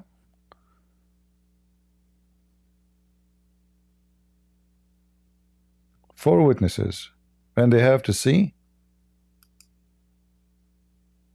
the organ of the man, his penis, penetrated in the female like the stick, the ink stick in closed case. You see it? How in the world you can prove that? What if your wife, excuse my language, she is having sex with her boyfriend in the front of your eyes, and she is wearing a skirt and she sits on the top of him? You will never see his penis going in and out. That's it. What the heck is that? This is how we prove fornication now. And by the way, in Islam, if your wife, she is kissing somebody, touching each other naked in the bed, and they did not do intercourse in the front, there is no fornication. So as you see, Islam solved many problems. In fact, Muhammad, he warned Muslim men not to go home if they came back at night. They asked a sheikh, very famous sheikh. Actually, it is the biggest sheikh for the Muslim Brotherhood in the world. What was the purpose for this? He said, this is from the mercy of Allah. What if you go home and you find your wife in the bed with somebody? Do you want to see that? So you tell her, I am home, I'm like back in the town, but I will come home tomorrow. So the women, she will not be surprised. Muhammad's teaching is very weird and very, very sick. Don't go. And I think he was telling his men that so he himself will not be caught having sex with their wives. He used to send them in purpose for a mission so he can F their wives. And to avoid to come in surprise, he told them, you don't go to the house, you send somebody, he knock at the door from outside. He tell her, your husband is back in town and tomorrow he will be here.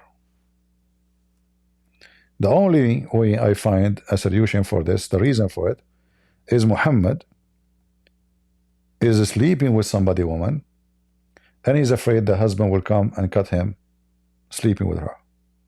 So he came with this rule, you have to inform the wives, even if you come home late at night, sleep in the street, you should not go home.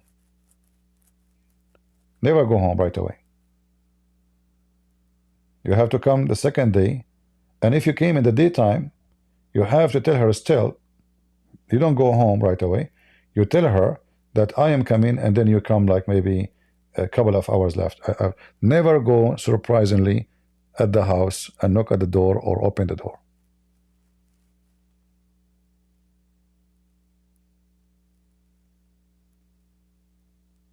Any Muhammadan?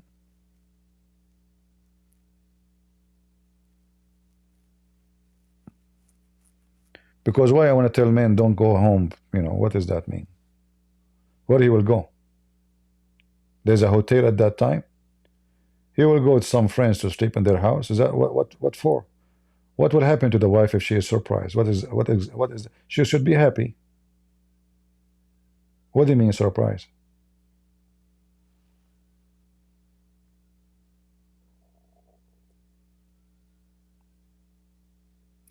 Any Abdul?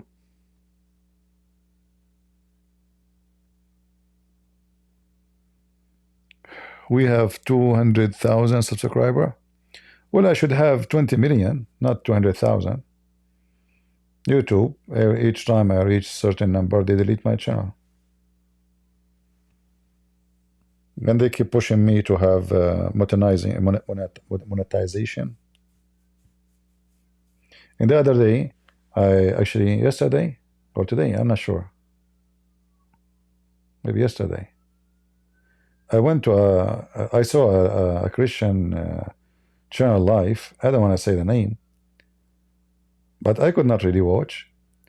I click at the channel.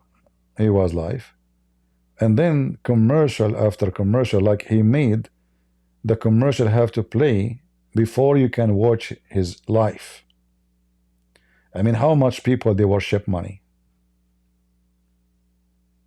Isn't it enough they receive donation from Super Chat? Isn't it enough they receive donation from Patreon? They want to force you to watch the commercial so they make more money. So, and actually I click exit. I don't want to see no more. Very disgusted.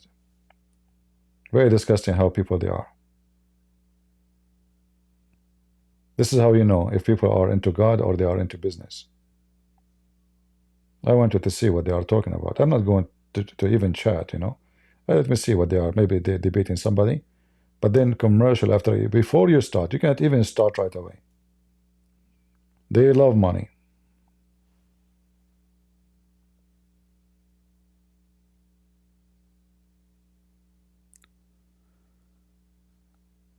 So I could not actually continue to watch what they have in first commercial, second commercial, third commercial. You know, there's options. They can allow you to skip, right? Or there's option to say he cannot skip. The person have to watch them all. This way you can guarantee, because if they skip, you don't make money. This way you guarantee that you will make money from this commercial.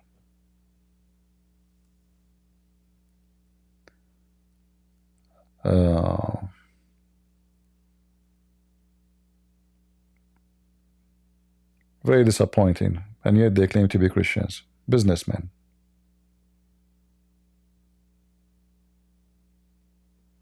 Very businessmen. Do we have any Abdul? And then they make a membership. If you want to watch this video, you have to be a member and join member. Unbelievable. What a fraud.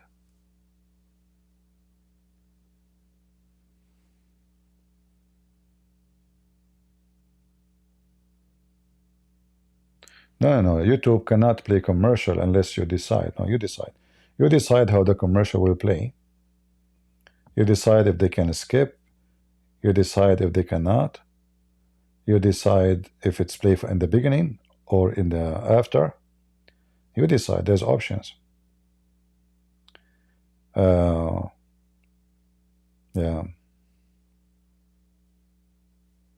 In fact, I can say to you, if YouTube stop accepting donation, people will not come to YouTube. Those who make like it's money motivated.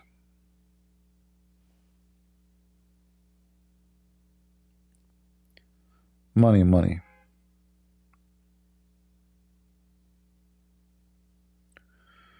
Any Abdul?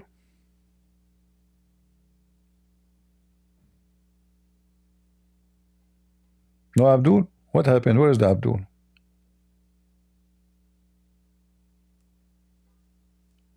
Yeah, I can activate now my super chat. It take me 1 click. And the funny, by the way, if you have super chat, the donation will come like rain. But nobody go to Patreon. I don't know why. I mean, I don't know. Maybe people like to show off, or I'm not sure. But I have no idea.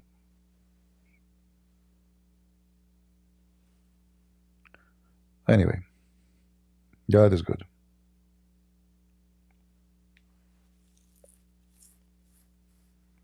Yeah, I understand, you know,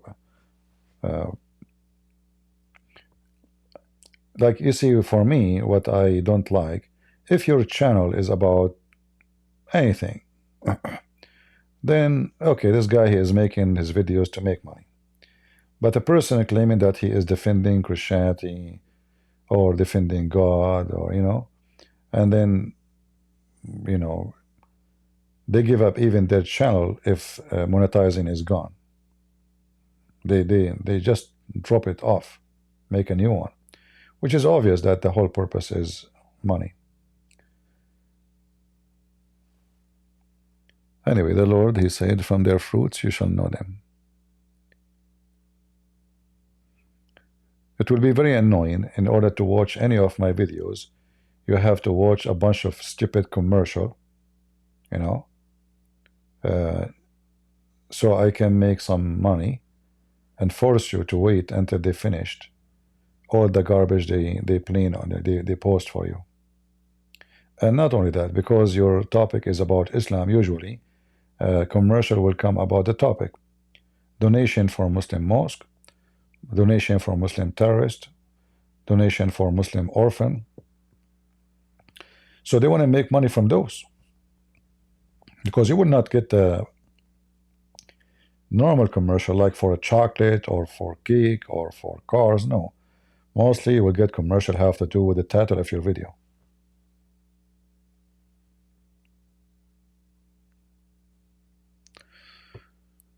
Where is the Abdul?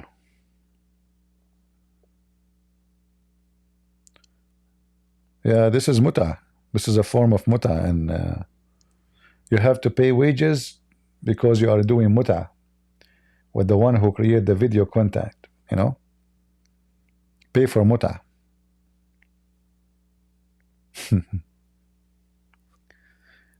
No, Abdul?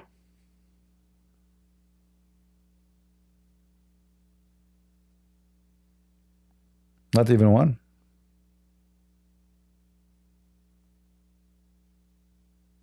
I don't care really if it's 220,000, because as you see, because we don't do play commercial, YouTube don't send notification for my channel.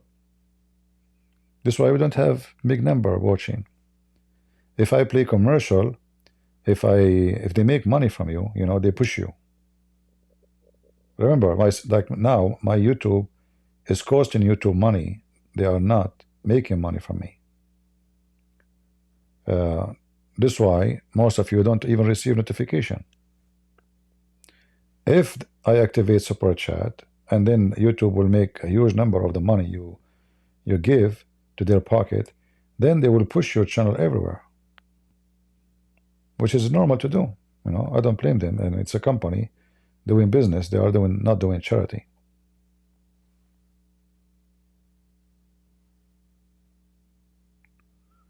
Any Muhammadan?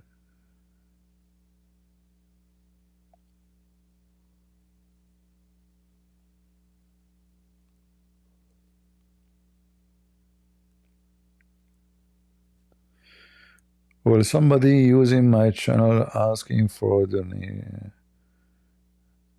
okay, if he is calling Dr. Christian Prince and posting my video, it's okay, as long as he is not asking for donation in my name, doing fraud. So what the problem? You can do the same. You can download my videos and call it Professor Christian Prince. Who cares? I encourage people actually to download my videos and post them. I have no problem. I always actually I support those people, because you see, I'm not seeking my channel to grow because I'm selfish. I'm seeking that the good news will spread. So our children's, young ones, older ones, etc., they will learn. If it's my post or your post, who care?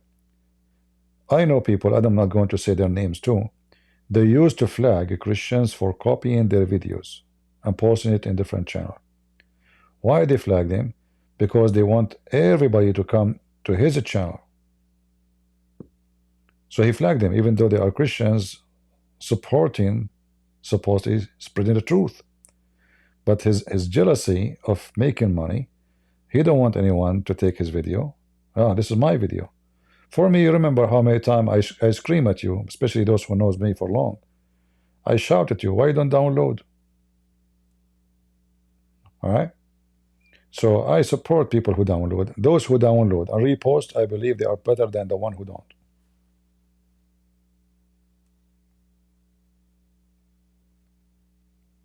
We go live and rumble, not only in YouTube. Why? So if the YouTube delete my channel or YouTube delete a video I made, we will have a backup. So it was like a second solution. But if you download the video too and post it, we will have it more backup, etc.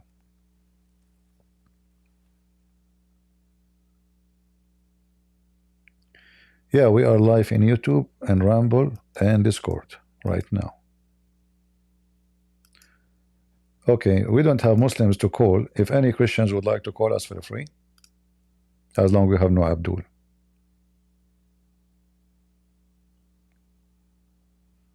And you know, really, I don't feel good. I told you since 2 days ago and yesterday. I mean, I am sick, and then I stayed for, I told you I will stay for short time, right? And I stayed what, like 4 hours, maybe 5 hours, I'm not sure, even though my head is going to explode. So for me, I feel guilty if I don't do some work.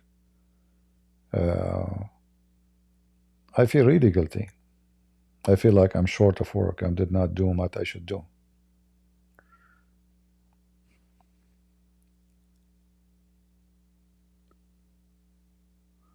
Any Muhammadan? No Muhammadan. Anyway, if there's any Christian would like to join us, feel free. Go ahead, Hello. Exo. Go ahead.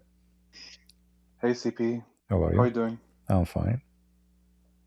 First of all, I want to thank you for all what are you doing for us, for all that knowledge that you giving to us. Thank you very much. You're welcome.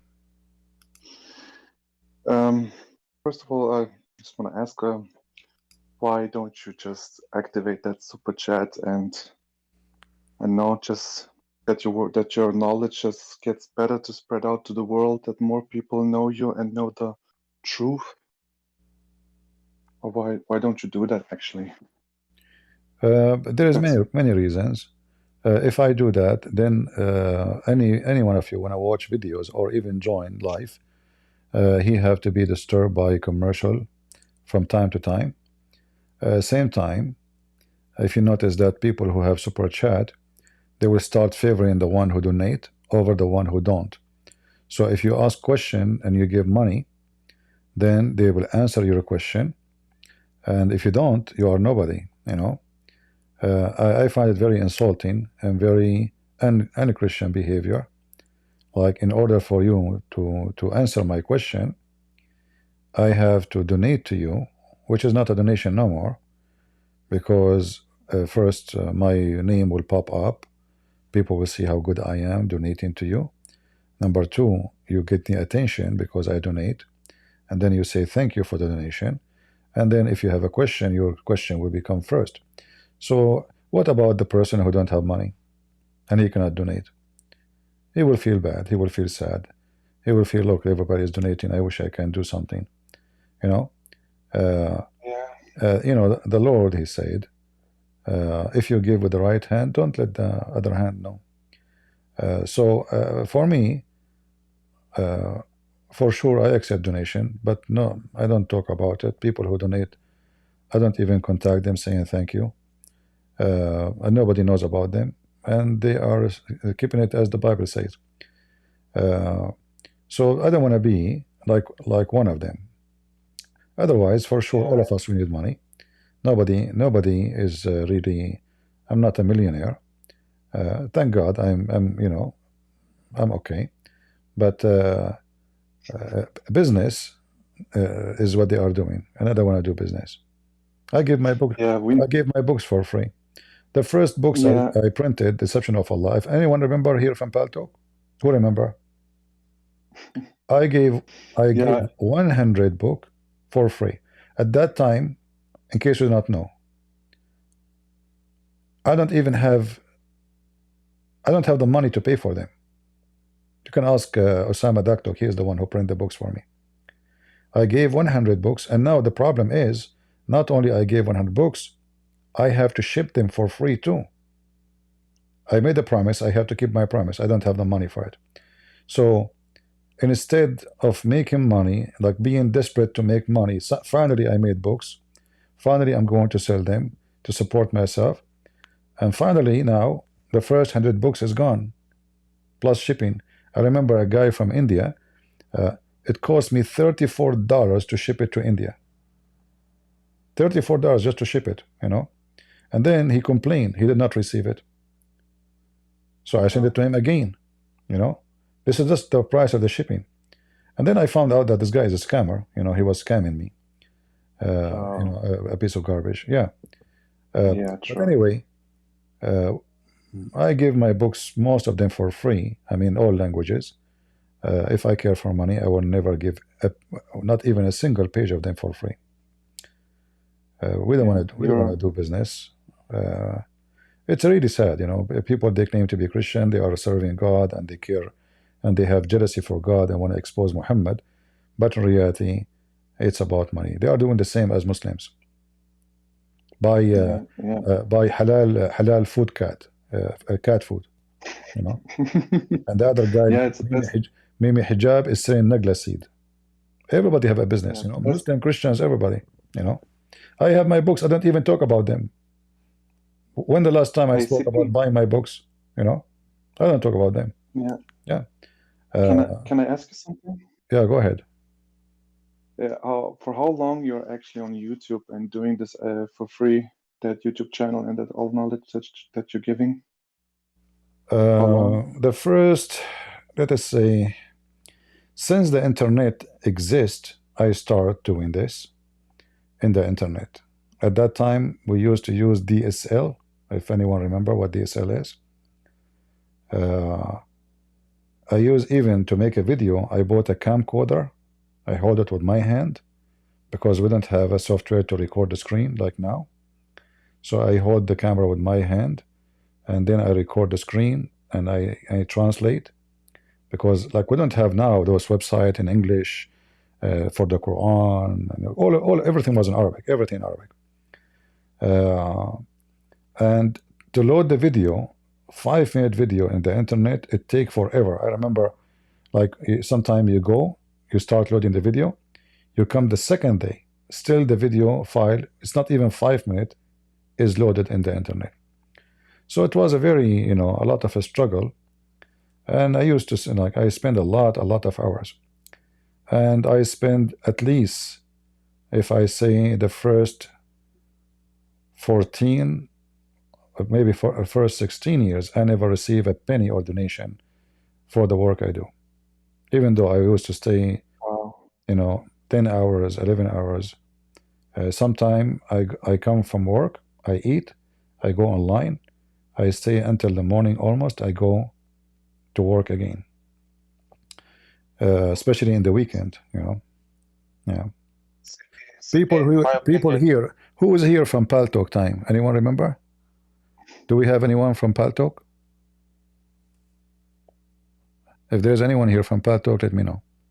So, like, we have actually Sahih Christians, he come here always. He is from the time of Paltalk. He used to come almost every day to my channel. But for sure, he cannot stay as I stay. I stay for like 10 hours, 12 hours. Yeah, not even one penny of donation.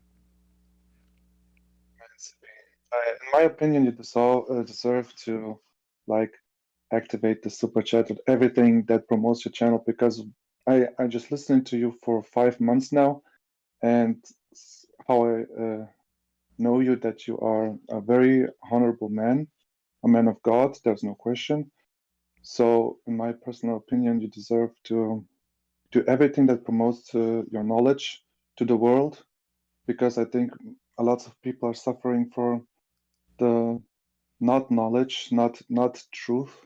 Like, for example, like fake Christians, they act like they're Christians, but they're not.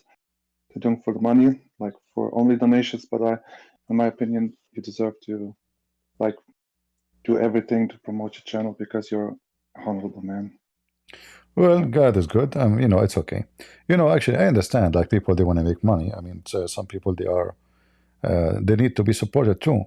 But what I'm not happy with, they favor making the money, because still you can make money. I mean, people, they are donating to you. Like, do you have to play commercial and all this madness? Yeah, just because you said, because of the push that they're pushing your channel, and I think you deserve it, and I think the world deserves to know the real truth, what the real Christianity stands for, not this cotton candy Christianity. And I don't need to fight for my God, and, like, you know, some type of shit. All peace, all love. we serve other gods. Like we have no enemies, but we know that the devil is our enemy, the false gods, and etc. Yeah. Yeah, I I remember don't know. this is I don't know how many years ago. I think 15 years ago, maybe more. The Iranian TV, Iranian. There's an Arabic program actually to speaking about the Islamophobia. So they choose Yeah. one video only from the internet to speak about Islamophobia, and it was my video. If you watch that video, if somebody have it, you will see that the screen look weird because I was using my camcorder. You know, I'm recording by Yeah. camera. You know, so at that time, I was maybe one of the first exposing the garbage of Muhammad making videos in English. Yeah, it feels like all the people that I watch, like who like fighting against the Islamic, I mean, all this type of child marriage, and like in England, this that speakers corner. It feels like all those are just like students of you, Christian Prince. It feels like that they know the real truth from you. Could it be that? Yeah, I mean, all of us. For me, I want everybody. Actually, I want everybody to learn, and that's why we encourage people to copy the videos and post them around. The more people they post the videos, the more we have a better work. And I don't mind if people make money from my videos. The message is to be spread. Like I like to see people from different languages, different culture, joining the fight because Muslims are trying to deceive people everywhere. Chinese, Japanese, African, like African, they are targeting them. They are now trying to spread Islam in Japan. So we are short of work actually. Like I'm complaining about people who they are seeking money over the truth. But still, I support even those who they are seeking money, because better than having nobody, better than having just one person, you know, fighting this garbage. Even though their motive is money, still is okay. What we can do. Yeah, I just wanted to tell you that you actually, in my personal opinion, you deserve to get all the fame, the glory that people are. I don't know, like those channels from God Logic. Are they even mention your account or something? I don't have that No, feeling actually, because God Logic, I am the one who invited people to go to his channel. When he came to me first time, he have not even 4,000. I am the one who told people to go and subscribe for him. yeah, I just like it feels like that because I mean they got Yeah, other now their channels, I fame. notice other Christian channels, they never mention Christian Prince. Yeah, In fact, I yeah. notice if they see my name in the chat, their face turn bad. You know, they are unhappy. That's why I avoid to go to their chat, because right away I see that they are upset from their. They try to ignore like Christian Princes in chat.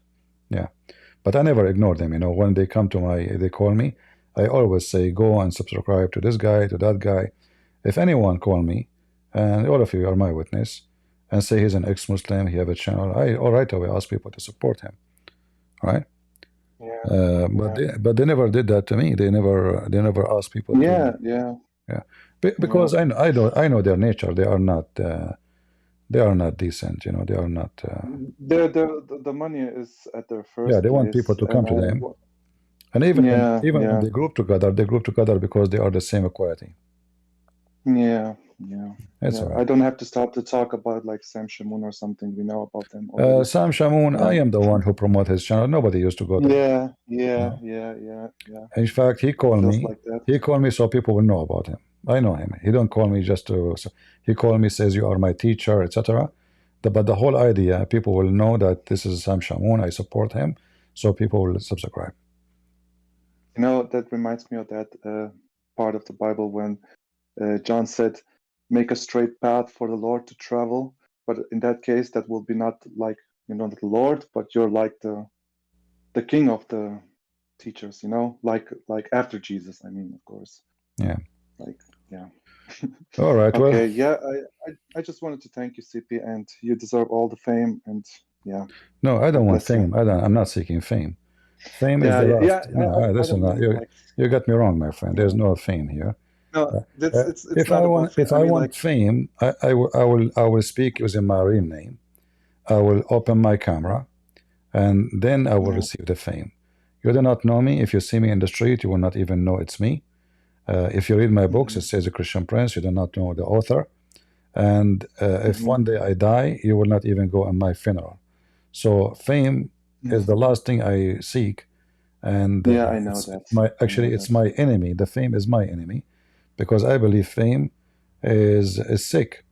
Fame Yeah, is an illusion, and fame always make people feel so proud and so stupid.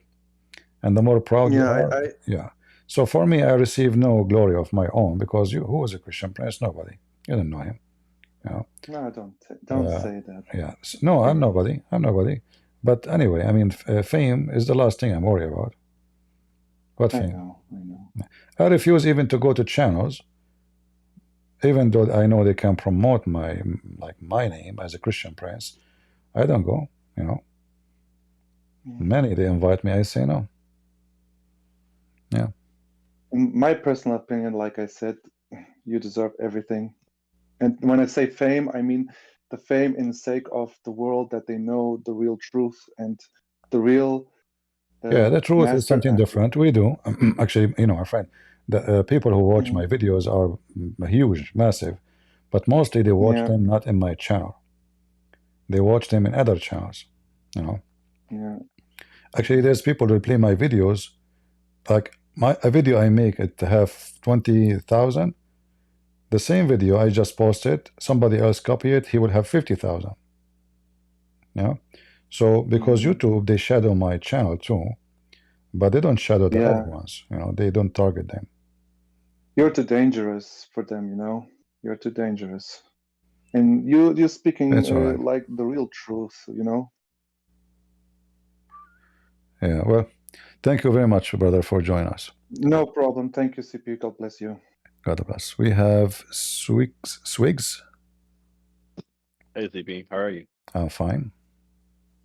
I just wanted to say thank you so much for everything that you do. I've learned so much about Islam and how to like argue against them with all the common points that they be bringing up. I have like a Muslim friend that I'm trying to like convert in a sense by just like telling him everything that I've learned from you. Like, you don't even understand how much you've done, bro. Like, thank you. Well, thank you very much. You know, what I have done is nothing. I wish I can do more. We pray we will do more. If God gave us Yes, health, sir. we continue. Thank you Yes, very much. sir. No problem. Have a good one. God bless. We don't have any Abdul.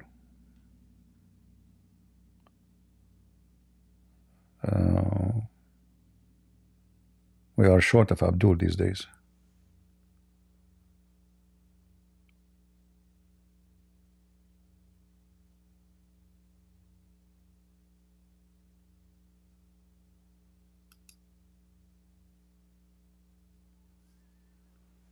Any Muhammadan?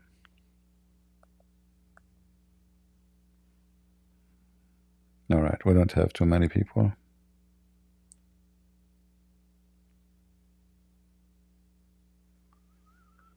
Remember, all right, go ahead, remember.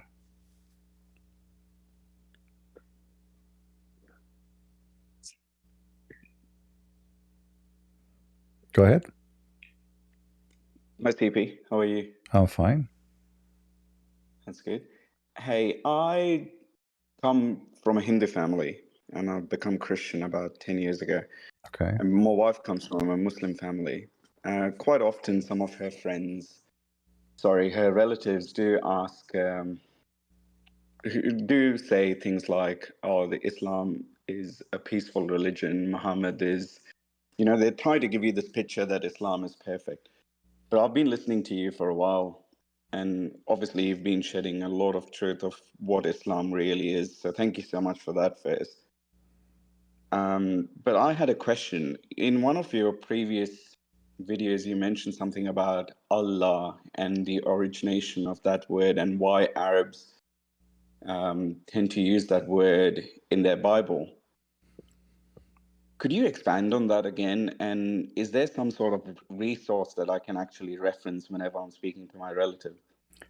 You see, the Muslims, they try to explain Islam or why Muslim they use Allah, and then they say to you that the word Allah coming from the word Al-Ilah, Al-Ilah, which means the God.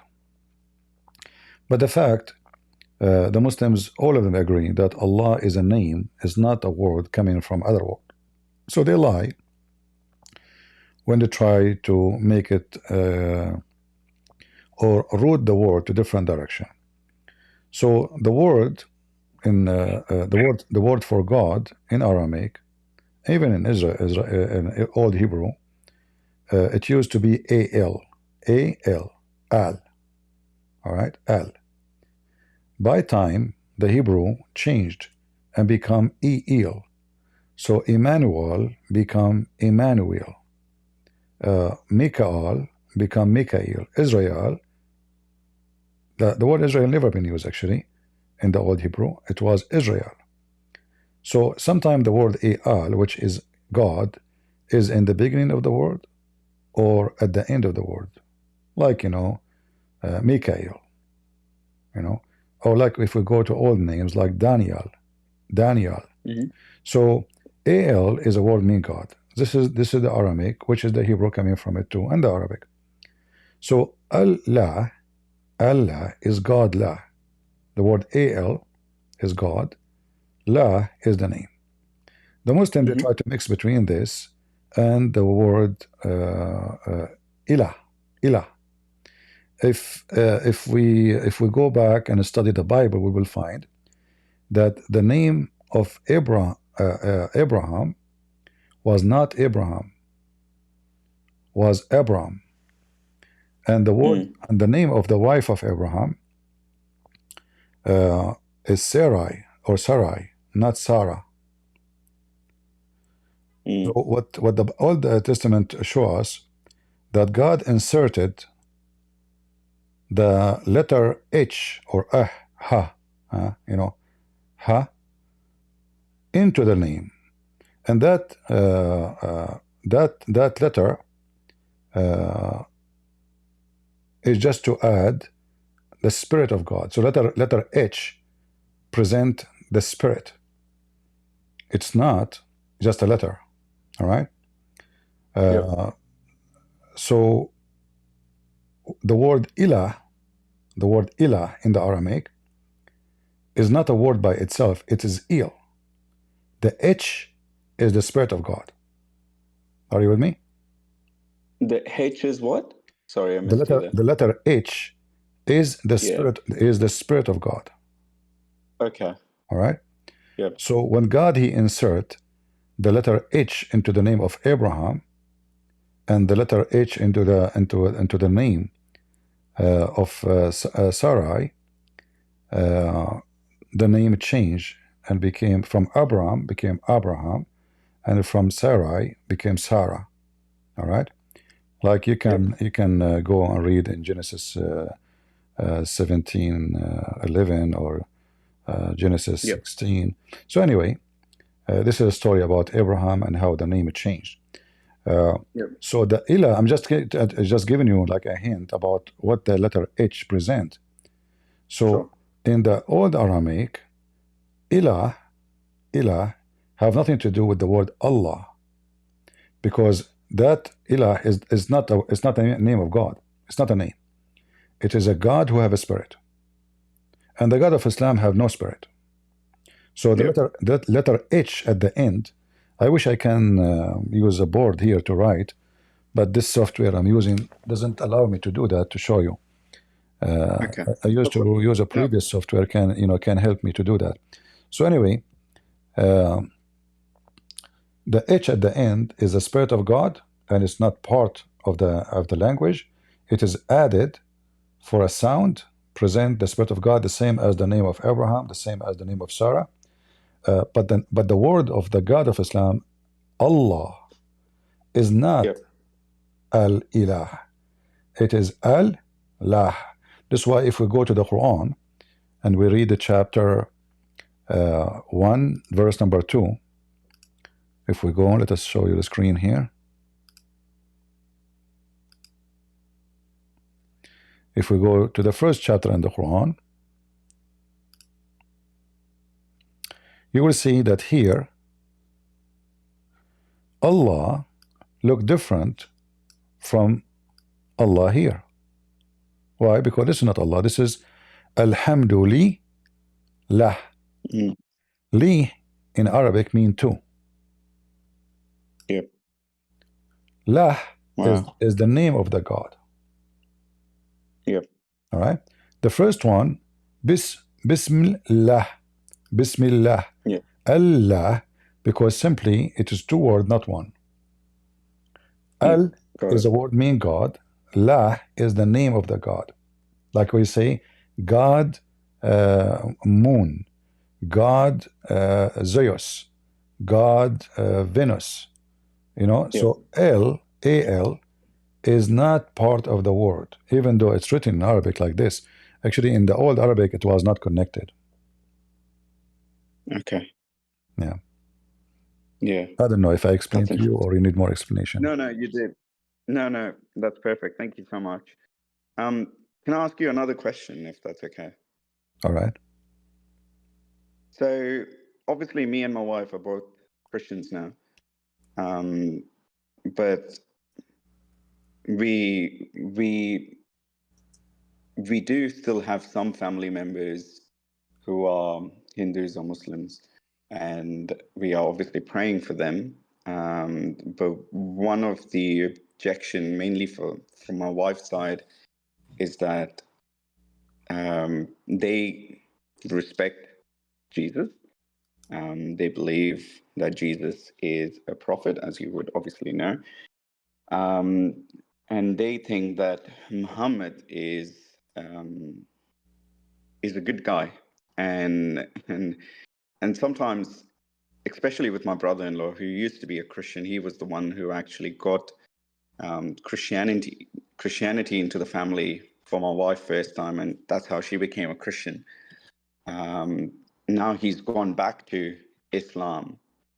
And quite often when I'm sitting down with him and trying to explain to him based on whatever I hear from you or God Logic or any other channels, one of the things he says is, even though he's the guy who got Christianity into the family, he still believes that Muhammad is a good guy and he's done some good works. Is there a way that you can actually combat an argument like that? Well, first, Muhammad, he don't respect Jesus because Muhammad is trying to use Jesus not to respect him. This is why he says that his God, he promised him to have 3 or 4 women in heaven. One of them is Mary, the mother of Jesus. So if Muhammad respects Jesus, he will not say, I'm going to have his mother in my bed. Number 2, if Muhammad respects Jesus and love Jesus, why he want to kill the Christians? And why he want to destroy churches? If you respect Jesus, you don't wage war against those who follow Jesus, especially they never fought you. In fact, according to Muslims, the first time Muhammad became a refugee, it was in the kingdom of Ethiopia by a Christian king. So why he want to kill the Christians? And then when they speak about good and bad, what is good about Muhammad? Before you teach me about loving Jesus, how loving he was to his own people. As an example, if somebody don't agree with Muhammad, what will happen to him? He will be killed. He will be slaughtered. Islam is a wonderful religion, as they say, but Islam could not bring the most important thing to the life of any human being, peace. So since the time of Muhammad, starting from his wife Aisha, she took 10,000 men to kill his cousin Ali and his family. And then the Muslim, they killed even the grandsons of Muhammad. And even the Muslim, they killed the caliphates of Muhammad. And even the Muslim, they killed Uthman, the one who collected the Quran of Muhammad. And the Muslim, until now, they are killing each other. So those are the Muslims who they are very loving, and Islam is a very nice, and Muhammad, he did a lot of great things. So what is a great? Yeah. As an example for social life, if I teach my followers to beat their women, is that what makes society better? I teach my men to have sex with the children and marry children. Is that going to have a better society, or will we have now child abuse and sexual abuse and pedophiles? When I approve muta and women, they can be rented for one night stand, or I approve prostitution, as we see in the chapter of Al-Ahzab, is that going to make my society is better? When I say I can take false oath, are we going to have better society of decent people who lie and they are not ashamed of their lying, because Allah says Allah will not take you accountable for your false oath? If we say that the shield of faith is taqiyya, is that what make me a good person? Which is the shield of faith is lies.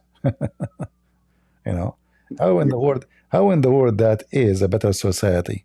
So whoever says to you about Muhammad is a good man and he created a better society, that is a big big fat lie, and you've been deceived. You don't know what he's talking about. You know? I agree. I agree. And one of the things that I did bring up to him when he was in my house is that, I spoke to him about how Muhammad married Aisha when she was young, and it seems to be a common argument that most of the Muslims would bring up. He's like, "Oh, that's not in the Quran, and it's not true. Aisha was older." So at that stage, because obviously I don't really have so much to back up, and when my wife, she was quite young when she left Islam, it's very hard to rebut an argument like that. How would you go back to someone like who says the hadith's not true?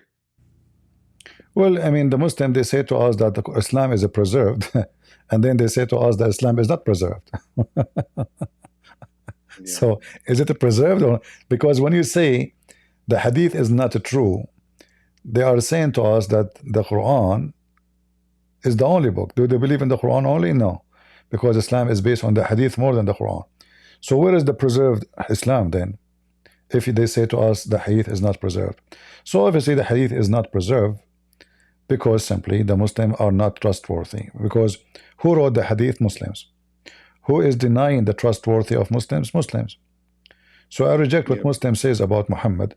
You will not find one Christian reject what Jesus said, written by the disciple of Jesus. We don't have somebody saying that, because this is a hadith too. Hadith is, Jesus said, this is hadith mean a speech. So when Jesus speak, and John he write, or Mark or Luke, so okay, Jesus said, are we going to say da'if talk of Jesus? No. So it is our book, it's preserved. Their book is not, by their own mouth and words. However, I advise you to bring this guy who you said he's from your family, relative to you. Let him debate me, and let us see if he will stay as a Muslim after he speak to me. I promise you I will speak to him very nice way. Yeah, I will definitely pass on that to him. Usually people, when they speak with someone who has the knowledge, they get afraid of it. So I'll definitely let him know. Thank you so much, sir. You're welcome. Thank you. Take care. Bye-bye. Yeah, the Muslim denying the hadith is other proof that Islam never been trustworthy. And I understand the hadith is full of garbage, but is the Quran is better? Like the Quran, the sun set in murky water, and then the Muslim, they try to duct tape the Quran and fix it, and they add word is not there. He meant it appeared to be. No, it says a spring, not even an ocean. How is going to appear that the sun set in a spring, not ocean? So Quran or hadith, both of them are laughable, and both of them are suitable for cartoon.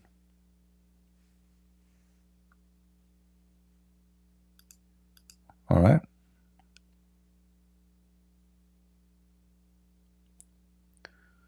Yeah, if you have a question, put your hand up. You can join us. I will not stay here for long. Hello?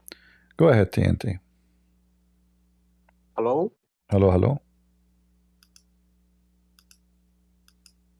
Go ahead. Hello? I hear you. Go ahead. Hello? Oh, What's going on here? you don't hear me? Hello? You don't hear me? Hello? All right, my friend. You fix your speaker and come back. Somebody tell him. Somebody tell him to fix his because I don't know what to do.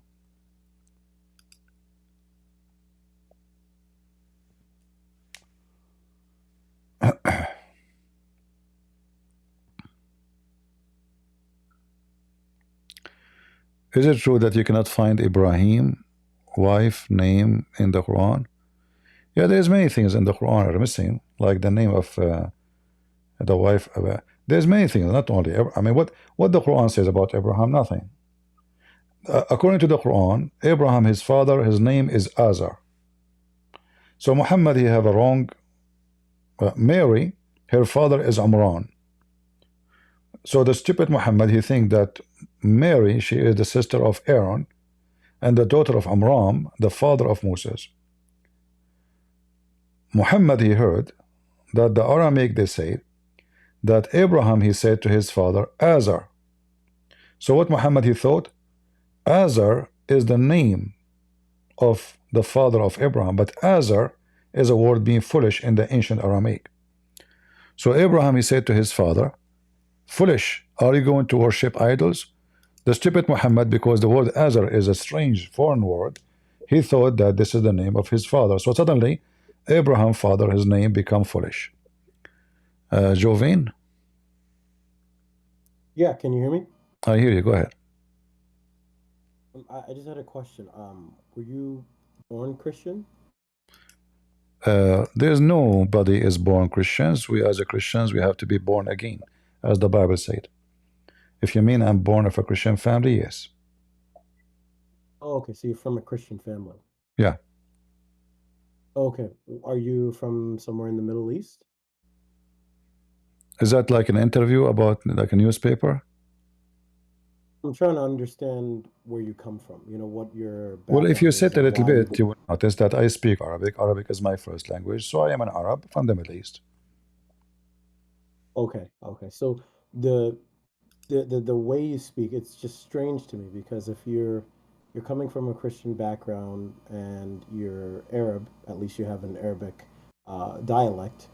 Why do you speak about Islam in such a ugly way? You know, I mean, Muslims don't speak about Jesus in an ugly way. They don't speak about Christianity in an ugly way. I just wonder why that is. Did somebody do something? Did they attack you? Did somebody harm your family? Is that where this is coming from? I like what you just said now. Guys, did you see what he said? He said, why you speak about Islam in an ugly way? Is that because somebody harmed you, did something to your family? What about you ask yourself? You recite the Fatiha 5 times a day, saying to Allah, please Allah, don't make us like the cursed Jews or the lost Christians. So why you do that? Is that because you had somebody harm your family? Or somebody call your names? Or somebody insulted you? You Muslims call us kuffar. You called for jihad against us. You kill us. You take our churches. And you call us all kind of names. Pigs, monkeys, najis, kuffar. And then why? Is that because somebody maybe raped your mama? Maybe because somebody took your wife? Maybe somebody took your daughter? I mean, do you see how awkward your logic? Say that yourself. We don't find anywhere in the Bible anyone mentioning your name. It is you who's attacking us. It's you who's insulting us. So if you are questioning why I'm speaking Islam about Islam in ugly way, because Islam is ugly. But why you speak about Christianity? So why your prophet speak about Christianity in ugly way? Tell me. I would say that's actually not factual in the sense that, you know, there wasn't a Quran for, you know, the Bible or Jesus to speak negatively about, or a Muslim nation or an Islamic nation, people who are followers of the Quran, because it wasn't there at that time. But you know, it does talk about in the Bible, does talk about, you know, those who are paganistic in a very derogatory way, but that's actually not really relevant or the point. But you did I not think the answer real me. point is Why you call the what Christians? Why you call the Christians? We are the worst of the creatures, as an example. no, but I mean, it says in the Quran, it says that some of them are very good people, and it says No, that some of them are not. no. You see, the Quran speak about good people if those people they agree with Muhammad. The one who don't agree with Muhammad is kal an'am, like an animal. Is that correct? Bal adal. They are like animals and even more worse. But it does say in Surah Al-Ma'idah, ayah number 82, it says, you'll surely find the most bitter towards the believers to be the Jews and polytheists, and the most gracious to be those who call themselves Christians. So we My actually friend, aren't calling them your prophet is talking about specific people like Waraq ibn Nawfal, and he is his real father. Waraq ibn Nawfal, he was a fake Christian, heretic, and he have nothing to do with Christianity. So the monks Muhammad is talking about is those monks who they are not Christians, like Waraqah. So don't give me a speech. Your prophet called the Christians, the Jews, the non-Muslims are the same as animals. Is that true? No, no, but I'm saying this verse in particular, surah number 5, verse number 82. Okay, It says that they I want you to Christians. tell me, do you accept the chapter number 5? Yeah, All 5:32. right. Okay, so chapter number 5, does it speak about Christianity good or bad? Yeah, in a good way.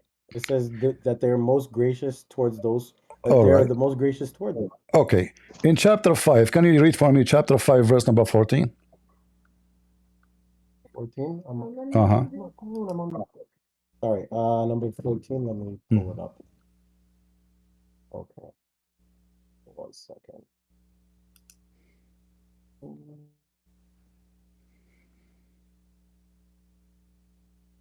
5:14. I have it in the screen. You can read it. I'm showing it to you. Oh, I see. Okay, I have it here also. Okay, so it says, and from those who say we are Christians, we took their covenant, but they neglected a portion of what they had been commanded to uphold. So we let hostility and enmity arise between them until the day of judgment, and soon Allah will inform them of all they have done. So this is just talking about the reality between the Christians, the relationship that they have between and amongst each other, that they neglected what God had sent to them. So between them, there's animosity and hostility and enmity and so forth. But that doesn't say anything. Is it okay that if the I call you Muslims- is it okay if I call you a liar, or you will be insulted? That's what I just read. No, because you just said he's talking about reality. No, it says Allah, he planted enmity between them. Not he's talking about the enmity between the Christians. Do you know how to read? Or you don't? You're like your prophet. No, it says, so we planted. He's not talking about reality. He's talking about what he planted. The reality is that Allah is Satan, because the one who planted hatred. What if I say to you now, those who call themselves Muslims, I am a Christian prince, I'm going to plant enmity and hatred between one to each other. What you be honest with me, how you describe my plan against Muslims to plant hatred and enmity against you and your brother in Islam? What do you think? Be honest. Yeah. So the translation that you have is different than the one that I have here. I'm using. What do you have? What the translation you have? Give me the name. I think this is Mustafa, Dr. Mustafa. Mustafa Khattab. This is a big fat fraud. Mustafa Khattab. You see, this is other issue about Islam. Islam is not a religion. Islam is a translation, because you do not know Arabic. So any fraud, he can lie to you and fool you. However, I am going here to read Mustafa Khattab translation. So here it says, so we let hostility and enmity rise between them. That's false. It says here in Arabic, فأغرينا بينهم العداوة والبغضاء إلى يوم القيامة. أغرى, it's mean we seduced. We seduced. The word even seduced is not even we planted. Seduced. It is satanic word. فَأَغْرَيْنَا.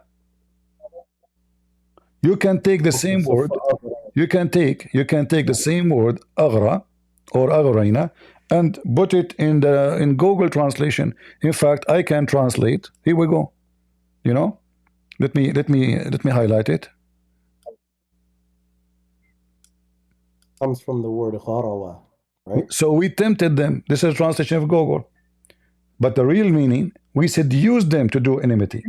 So we were tempted.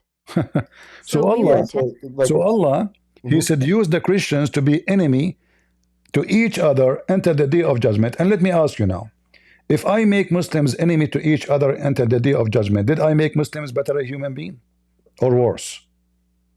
If you made us enemies to one another, Yeah. then you would be, you know, putting dissension between us. Okay. Yeah, that wouldn't be So good. does that make me doing good or bad? Yeah, so then what this is saying... No, is it bad or good? Is it bad? If I planted I enemy... agree with you. Huh? Yeah, no, I just want to clarify, because I agree with you that the translation that I have here is not saying the same thing as what you're saying.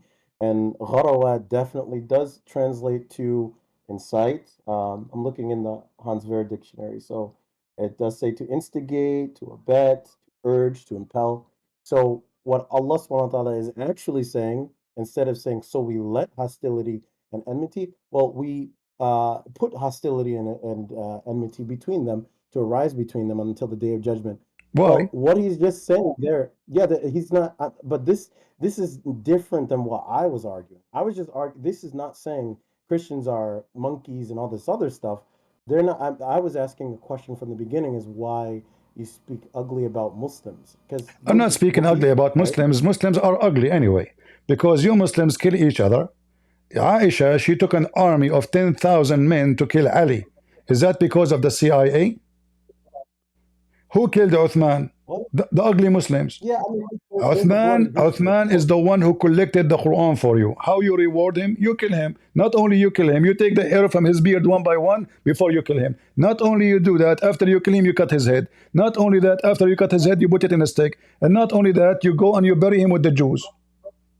Ugly. Muslims are ugly. So my friend, I don't sugarcoat. You said to me why you are speaking ugly things about Muslims. The Lord, He says, from their fruit you shall know them. Give me one fruit is good about you. You're a prophet or you're his companion. Go ahead. Give me good fruit. A fruit, you said? Yeah. The Lord said, from their fruits you shall know them. So if your fruit is good, you're good.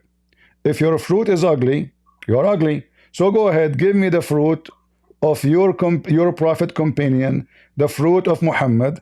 If it is ugly, he is ugly. If it is good, he is good. Go ahead.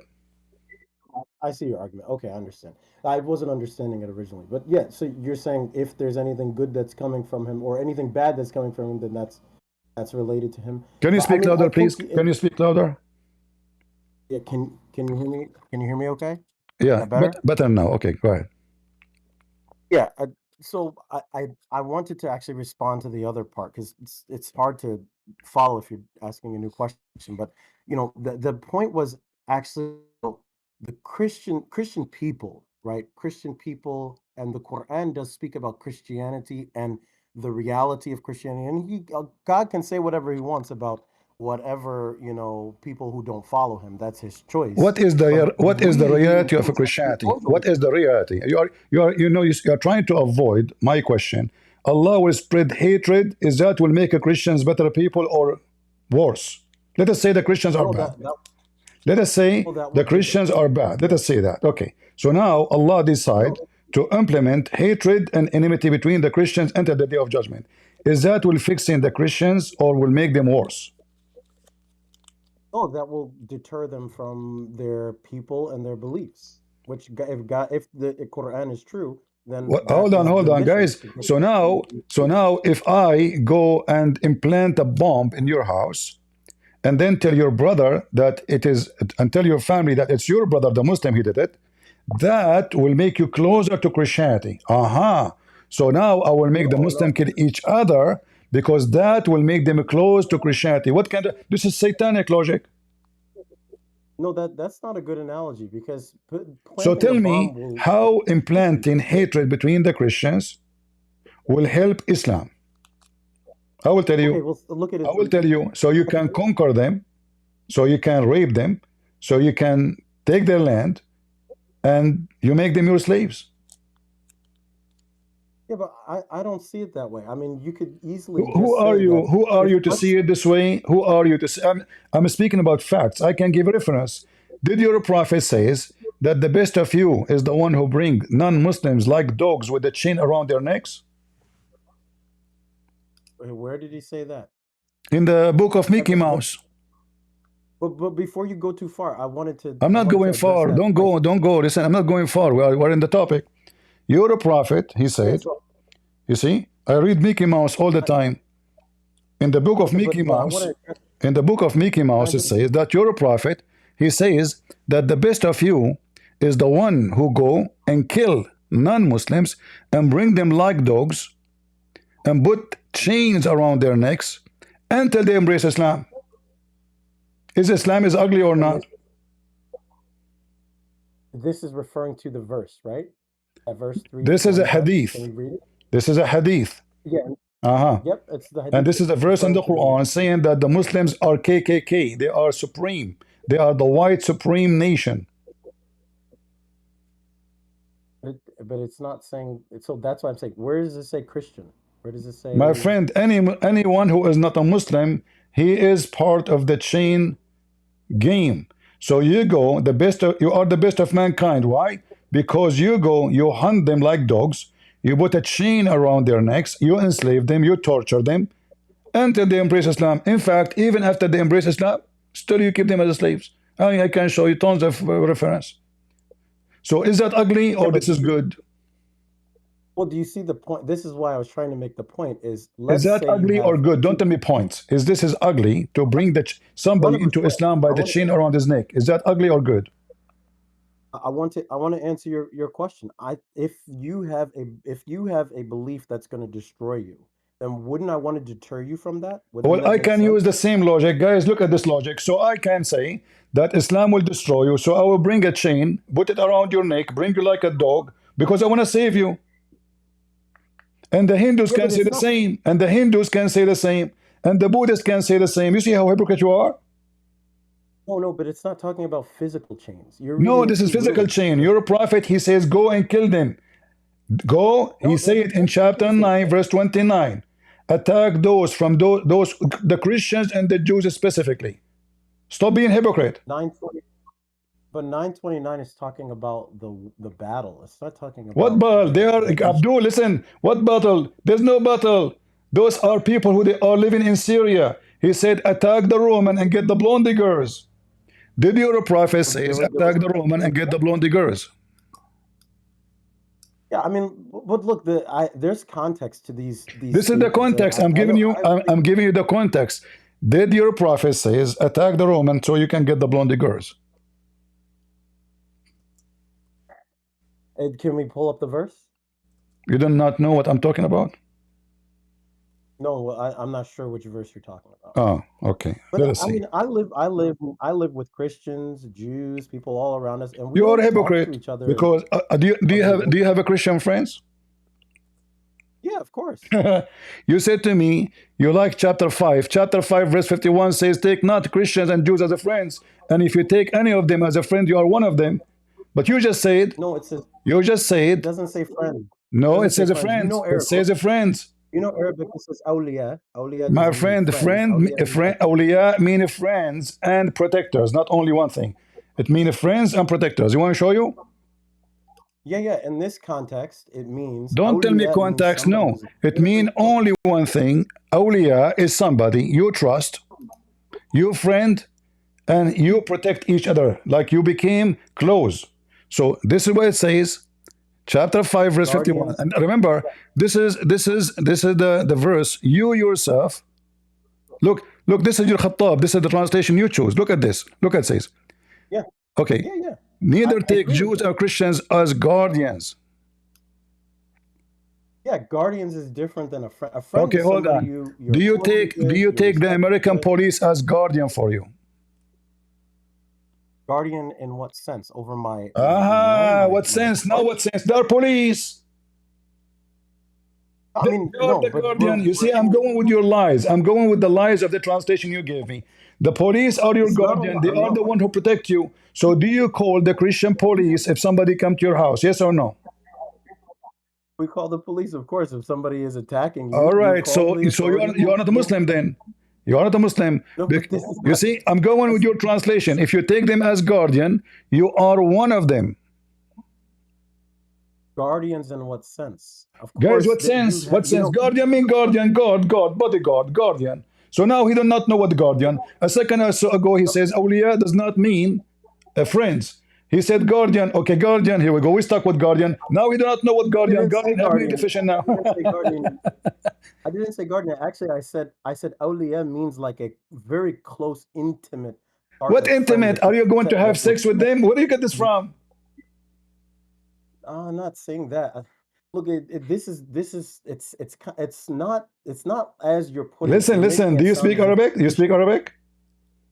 little bit, but Okay. if I can So give you Mr. an Little example, Bit, if I can give Mr. you an Little example Bit, Mr. when the Mr. Little Bit, can you show me the interpretation Yathrib, for this? right? No, no, no, no. Everybody, either you are a liar or I'm a liar. If I am lying, I will apologize. If you are lying, you are a Muslim. I will not ask you to apologize because this is what you do for a living. So can you show me the interpretation for this verse from Islamic source you trust?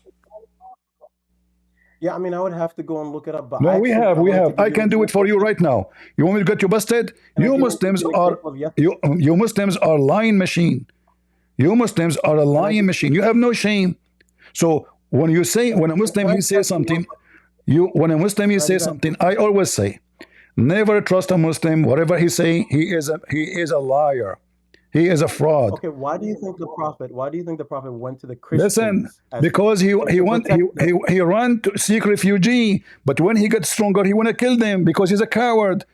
You know, if you feed a You see, dog, that's if you feed a dog, he will not bite you. Muhammad will bite you. Muhammad, he went to the town of the Jews in Yathrib, then he killed them. Don't change the topic. Here we go. This is the interpretation for the verse. Read it for You me. don't think that that's an example of Read it for me. This is Ibn of Kathir. This is Ibn Kathir. Read it.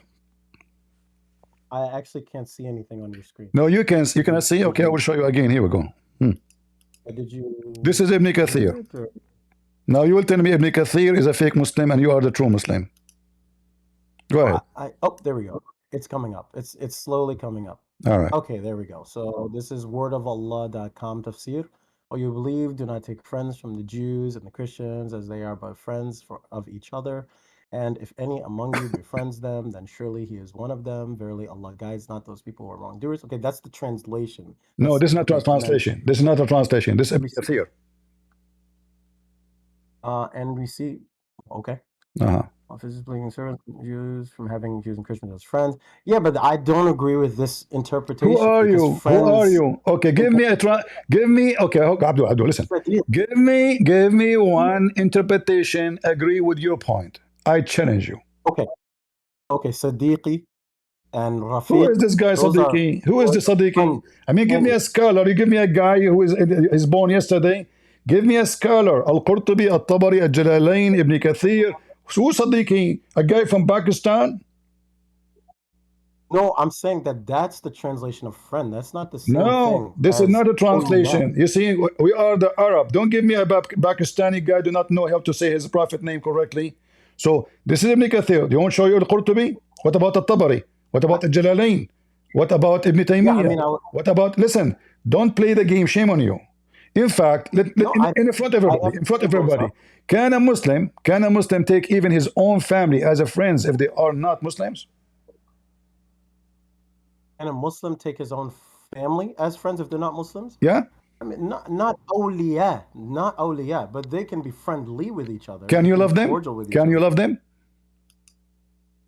Well, you love for them to be saved for sure. No. That's not a question. Can you love your family like your dad, your mom, who they are not Muslims? Can you love them? Well, not to the degree where you take them as There we go. Yeah, no, for sure. Abdul, you cannot even be in love with your mama. Not the Christians. Islam forbid you from loving your mother if she is not a Muslim. The Quran says, you will not find, this is chapter 58, verse number 22. You will never find a people who truly believe in Allah and the last day and loyal to those who defy Allah and His Messenger. The translation is fake. It says yuwaddun. Yuwaddun mean loving. You will never find one person who's a Muslim in love with those who hate Allah, even if they are his family. Can I respond? Can I respond? I think that's a great point. Why then? Because this is interesting. You're only taking verses, but you're not comparing that to the actual lifestyle of the Prophet. The Prophet, he loved his uncle. His uncle, he died a non-Muslim, and he kept praying for him. Is that why he killed him? Is that why he killed him? Which uncle you are talking about? I'm saying, which uncle you are talking about? I'm saying that. Did he kill one of his Did he kill one of his uncle and his kids? What are you talking about? I'm just saying, what are you talking about? Hold on, listen. Why you cannot love your mama and your father? Yeah, I'm trying to ask, why do you think that happened? I'm asking you, don't tell me why you think this has happened. I know why it's happened, because simply it says, because simply they don't want to accept Islam. If this verse is what you're saying it should be translated as, why would the Prophet... Don't tell me translate it. I can show you the interpretation by your scholars, not by me. Stop playing games. I'm asking you okay, why... so I'm asking you, if I don't convert to Islam and you are my son, why you cannot be good to me? I did not do anything to you. I did not do anything to you. I don't want to become a Muslim. Why you should hate me? I mean, but that breaks the bonds of family. If you were born a Muslim, of course, you're going to break the bond of family, because... So, okay, so let us take a conclusion. You cannot take a friend of a Christian or a Jew. You cannot take a friend of a Christian or a Jew. Are you an American citizen? Awliya, yes. Okay, Awliya, do you accept Trump as your president? Sure. Yes. Well, you just told me you can take him as a guardian. The guardian of America is the president. He is the commander-in-chief. Shut up. He is the commander-in-chief for the army. Those are your guardian, the non-Muslims. So you are a hypocrite according to the Quran. The one who take them as guardian, you said it's not a friend, it says guardian, so I will go with you. So those who you live with them, they are your enemy. So what do? You practice taqiyya. Is it true that you're allowed as a Muslim to lie to non-Muslims? You kind of translate these things like ISIS translates these things. I don't translate anything. I showed you reference. Guys, did I show his own books? I showed you Ibn Kathir. I can open Al-Qurtubi. I can open Al-Qurtubi. I can open Al-Jalalain. I can open your prophet. I show your prophet saying, bring them with the chain around their necks. Like how you will chain? How we will bring somebody will chain around his neck? Tell me. By killing me. No, they're not physical. They're not physical. Look at the liar. Look at the liar, guys. Look, not physical. Look, I've lived with people who are not Muslim my whole life. My friend, because now if you try to put a chain around our neck, we will lock you up and we'll treat you like a dog. You don't dare to do it. So now, because you are weak, you don't dare to do it. But if you are strong, you will. That's what your prophet did. How many slave women Muhammad he kidnapped them with the chains around their necks?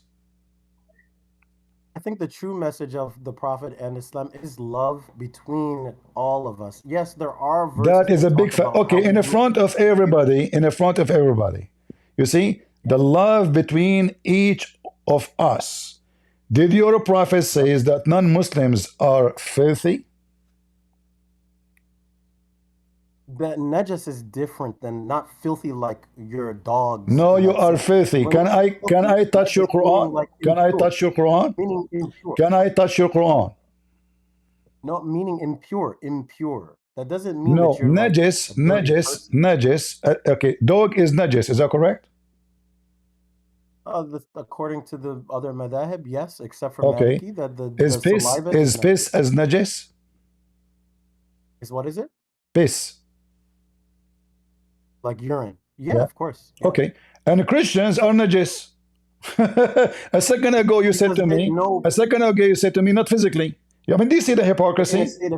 Listen. Okay, when Muhammad he said the non-Muslims are najis, isn't it his father and his mother are najis too? It's you're looking at it so strange. It's like when somebody says, "Hey, you touch something that's nasty," right? Then you would say, No. This is not. You don't change. You said to me that piss is najis, dogs are najis. So now dogs and piss is equal to Muhammad parents because he said, وَإِنَّمَا الْمُشْرِكُونَ نَجِسٌ. So mushrikeen cannot enter the Holy Land because they are najis physically. Otherwise, why we cannot? Because we are najis. So the najis is Muhammad, because when Muhammad says that he is a son of a najis man and najis women, they are not Muslims. Muhammad is a fool. He just insulted his parents. And based on the Old Testament teaching, Muhammad should be killed for insulting his parents. You see, you definitely know about wudu, right? You know about like raf'ul I like wudu. I like wudu. How you do wudu? Washing your hands and so forth, your face, cleaning yourself, right? So okay, when somebody hold on.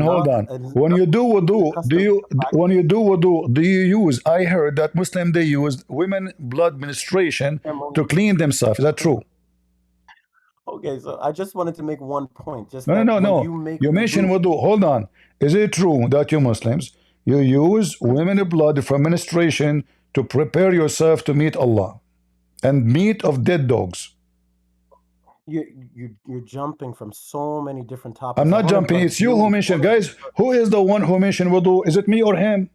It's you. Yeah, I was trying. And now we don't want to talk about it. Okay. So now wudu. Do you wash yourself by women blood and dead dogs? Yes or no?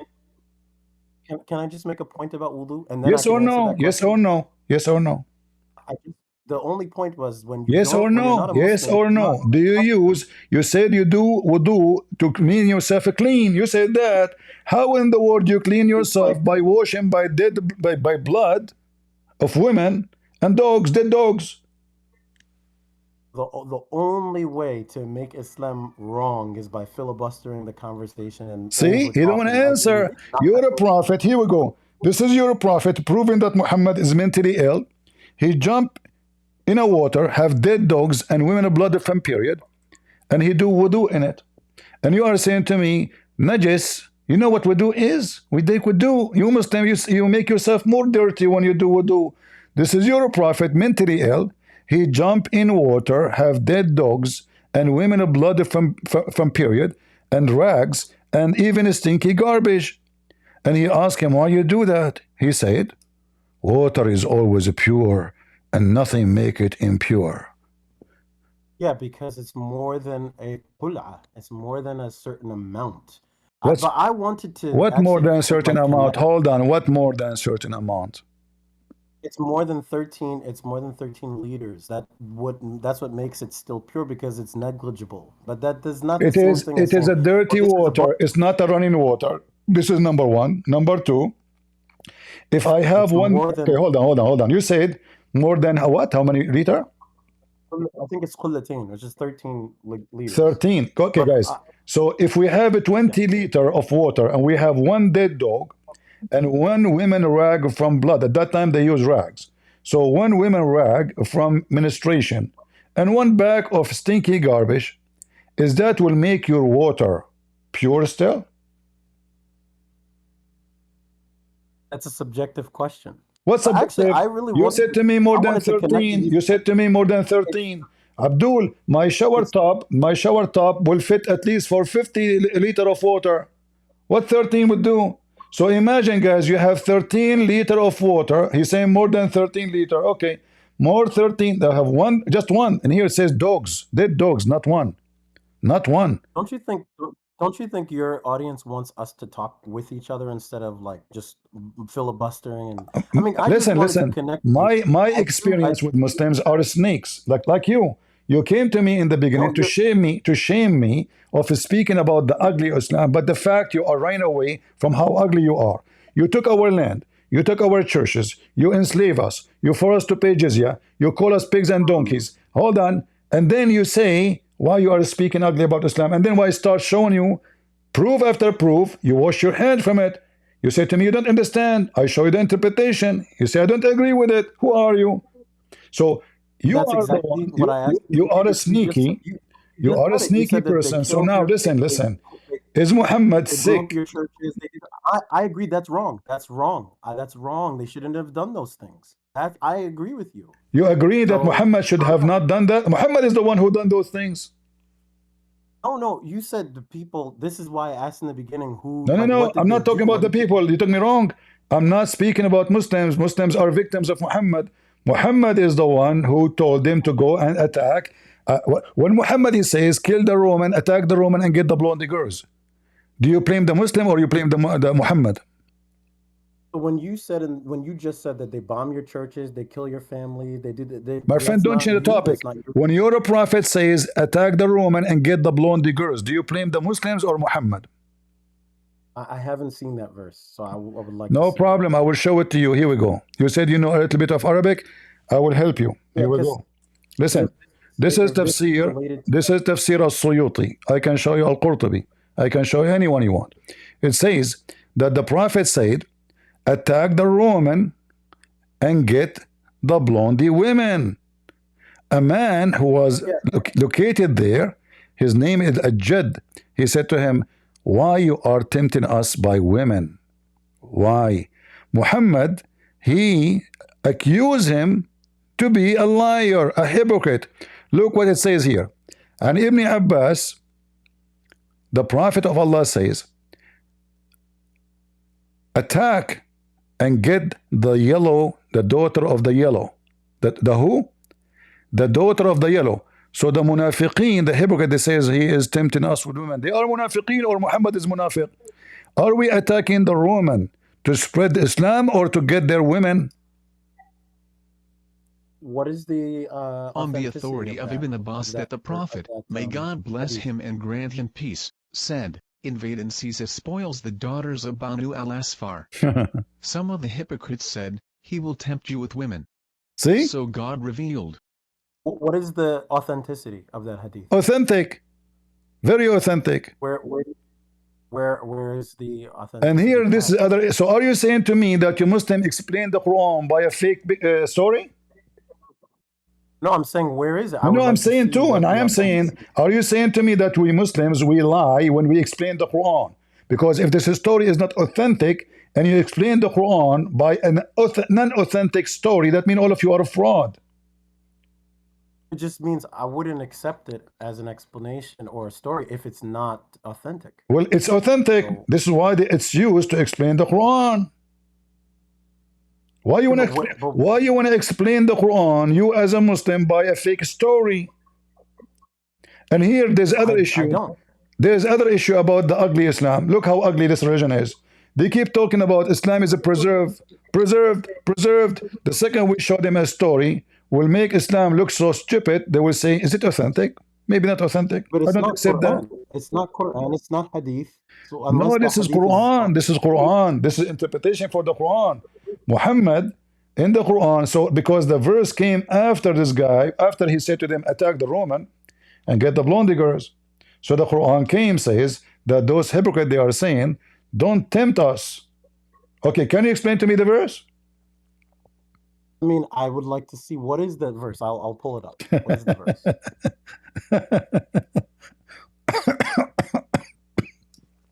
Why is that funny? I actually want to have a cordial relationship because I think that's better than just us fighting and being mad at each other. My friend, I am being honest with you. I will never trust a Muslim. Muslims are satanic people, my friend. I'm being honest with you. Muslims are satanic. You worship Satan. Your God is Satan. Who can trust a Muslim? Muslims don't even trust Muslims. You yourself, you said so to me. You just said to me, is that authentic? What does that mean? Is that authentic? That means it's not trustworthy. You Muslims, when Uthman trusts Muslim, they killed him. When Ali trusts Muslims, they killed him. When Hassan and Hussein trust Muslim, they killed him. Listen, you Muslims kill each other. Only a foolish Muslim will trust a Muslim. You can trust me as a Christian, but a Muslim trust Muslim, that means he's mentally ill. Who is going to trust Muslims? Listen. Do you know I have family members that are Christian? What? I don't talk to them like that. I have family that are Christian. Your family are Christians? Some of my families, yeah. Some of my family is Christian, yeah. Well, good for them, bad for you. You are doomed. You are following the devil. No, I'm just saying we don't have conversation like where we start bashing each other. No, my friend. You are talking to Christian Prince. I'm not your family. Your family maybe know nothing about the garbage of Muhammad. See, You're talking to I me. think you can only talk that way about other people if some other people have done something to you. Otherwise, You see, okay, I want to go with your logic. What the Christian did to Muhammad, so he decided to kill them. Go ahead. He went to Waraqa bin Nawfal. He didn't kill him. He just talked to him. He spoke with him. Waraqa bin Nawfal is his real father. Waraqa bin Nawfal is his real father, the one who used to sleep with his mother. Read my books. And they went to Yemen. They went to the Christians of exactly. Muhammad is a hypocrite. He went to the Jews too. Later he killed them. Yeah, and that should show you the example. Yeah, this is what happened when you accept a Muslim refugee. You give him a room in your house, later he take the house. So Muhammad is a bad person. Is that how you return the favor of those who gave you refuge? So now let me go back to zero. Let me go back to zero. When Muhammad I want to show you in 2 seconds how hypocrite you are. When Muhammad he taught you that it's better to have sex with the children from having sex with mature women. Is that a teaching from God or from the devil? If he said that, then that would be problematic. But he didn't say that. There would be what? He did. If he said that, what? So if he said that, what? He did not. If he said that, that would be problematic. But he did not say that. But is it what the problematic mean? Is it from God or from Satan? Problematic means it's not good. Okay, not good. So he's trying to be politically correct. So here we go. This is your prophet. He saw one of his men. He got married, and he went to rush to go home. He told him, "Oh, why you are running to go home? You know, what's up? Did you get married?" He said, "Yes." He said to him, "Did you get married with the child or with the growing women, a widow?" He said to him, "With the widow." He said, "Why? Why you do that? Why you don't marry a child so you can sport with her and she sport with you? Huh? Why? Why you don't marry a little girl? Huh?" Can you hold on before you keep passing by it? Because it says, where is it? Read it. Yeah, the Arabiya, where it says, what's the word for girl? It is a virgin girl, right? Why didn't you marry a virgin girl? So what's the word for that in Arabiya, in Arabic? First of all, in Islam, the word virgin does not mean virgin. A Muslim woman, she can be effing 10,000 men as long as she did not get married. It still is called virgin. Yeah, but can you go over to the Arabic? In the Arabic, doesn't say virgin. It says jariya. Yeah, a jariya is a virgin girl. No, jariya is not a virgin. Jariya here meant literally a child. No. Okay, let us read and let us see and read together. Read.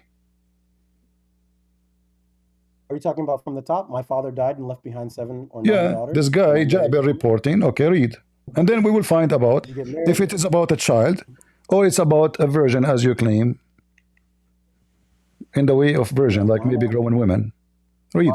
Why not a virgin, so that you might play with her? Now, this one is a little different than the one that you have. This is the same, all the same. No, all the same, all the same. Yeah, I mean, there's a little difference in the truth. All the hadith is the same. And here I chosen this one because give you more details. I can go to the previous one, is the same. The previous one is the same. All of them saying the same thing. Okay. So the guy, he is asking him, why you don't marry a child? Here the translation saying virgin girl. It's a lie. There's no virgin girl. It says jariya. What he meant by jariya, read carefully. He says because you can sport with her, okay, and she can sport with you, and you can amuse her and she can amuse you. Why he's talking about that? How she would amuse me? Because she's a child. And then he said, the guy explained, I said my father died, leaving 7 or 9 girls orphans. I did not approve, I did not like the bring a young girl like them. Do you see it? Yeah, but that's when the Islam talks about marriageable, a girl that's marriageable, she has to be at least mature. Ah, So at the age of this is the 6, at the age of 6, right? no mature. I mean Listen, to listen, marry. If stop, you're talking stop. about Hold on, marrying, hold on. or you're talking about It says yeah, if you're orphans. talking Okay, the age of orphan. What is the age of orphans in Islam? Give me the number. I'm not sure. Oh, you're not sure. Suddenly you do not know. Yeah, I'm not. A second ago you said to me Yeah, I don't mature. know. So, okay, what is the Yeah, age of mature? Okay, what is the age of mature? it's not a number. It has to do with Ah, when she okay. has her Ah, height. okay. Okay, When but she has a here height, here then it says that he did not like the idea to bring a girl like them and they are orphans. So he wanted the women to take care of them. So obviously they cannot take care of themselves. They're little. yeah, but marrying you would agree that the Prophet ﷺ, according to Bukhari, married Aisha at 6, right? You She agree was with that? mature. She was mature at 6. Oh, no, I'm asking. He married her at 6, right? No, at 5. Okay, whatever. Either way, and No, it's not then whatever. he Because consummated. 6 in the Muslim calendar is 5 in our calendar. I know. I had the same Okay. understanding. Uh-huh. But once you come to now the question, when did they consummate? It was after maturity. So That's the Muhammad point. was You could molesting marry her somebody. and putting his dude between her legs at the age of 6 until 9. And then when she became But bigger in size, he did boom boom with her. Is that what you But are wait, saying? Aisha was already engaged to somebody before that. Oh, Before she was even 6. at the age of 3, she was dating. I'm just saying that she was already engaged. She was engaged, guys. At the age of 4, she was going to website people and got- dating and sleeping around. I mean, you see how sick you are. I mean, do you see how sick you are? Just trying to defend you live in America. So if somebody now in America, he have a video file in his computer for someone, she is 17, not 7, he will stay in jail for 22 years. 22 years at least. 2024, So you're a prophet. 2024. Listen, and you're a prophet. 600 You're a prophet. You're a prophet. He had sex with Aisha according to you at the age of 9, right? Which means in our calendar 8. Okay. When Muhammad they sent him Aisha to sleep with her, how big in size she was?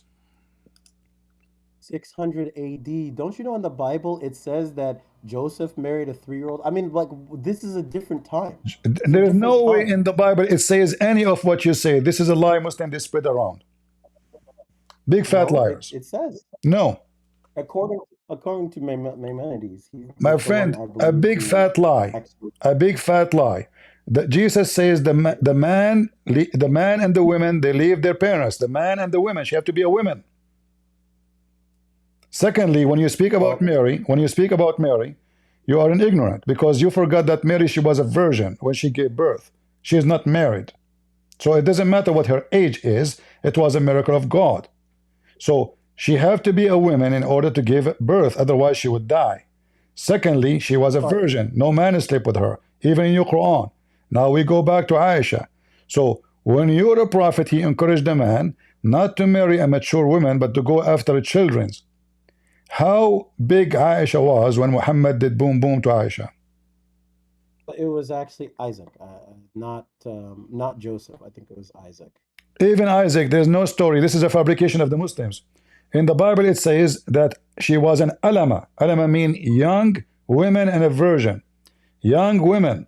That's why they ask her about her opinion. If she is a 3 years old, and then she will decide.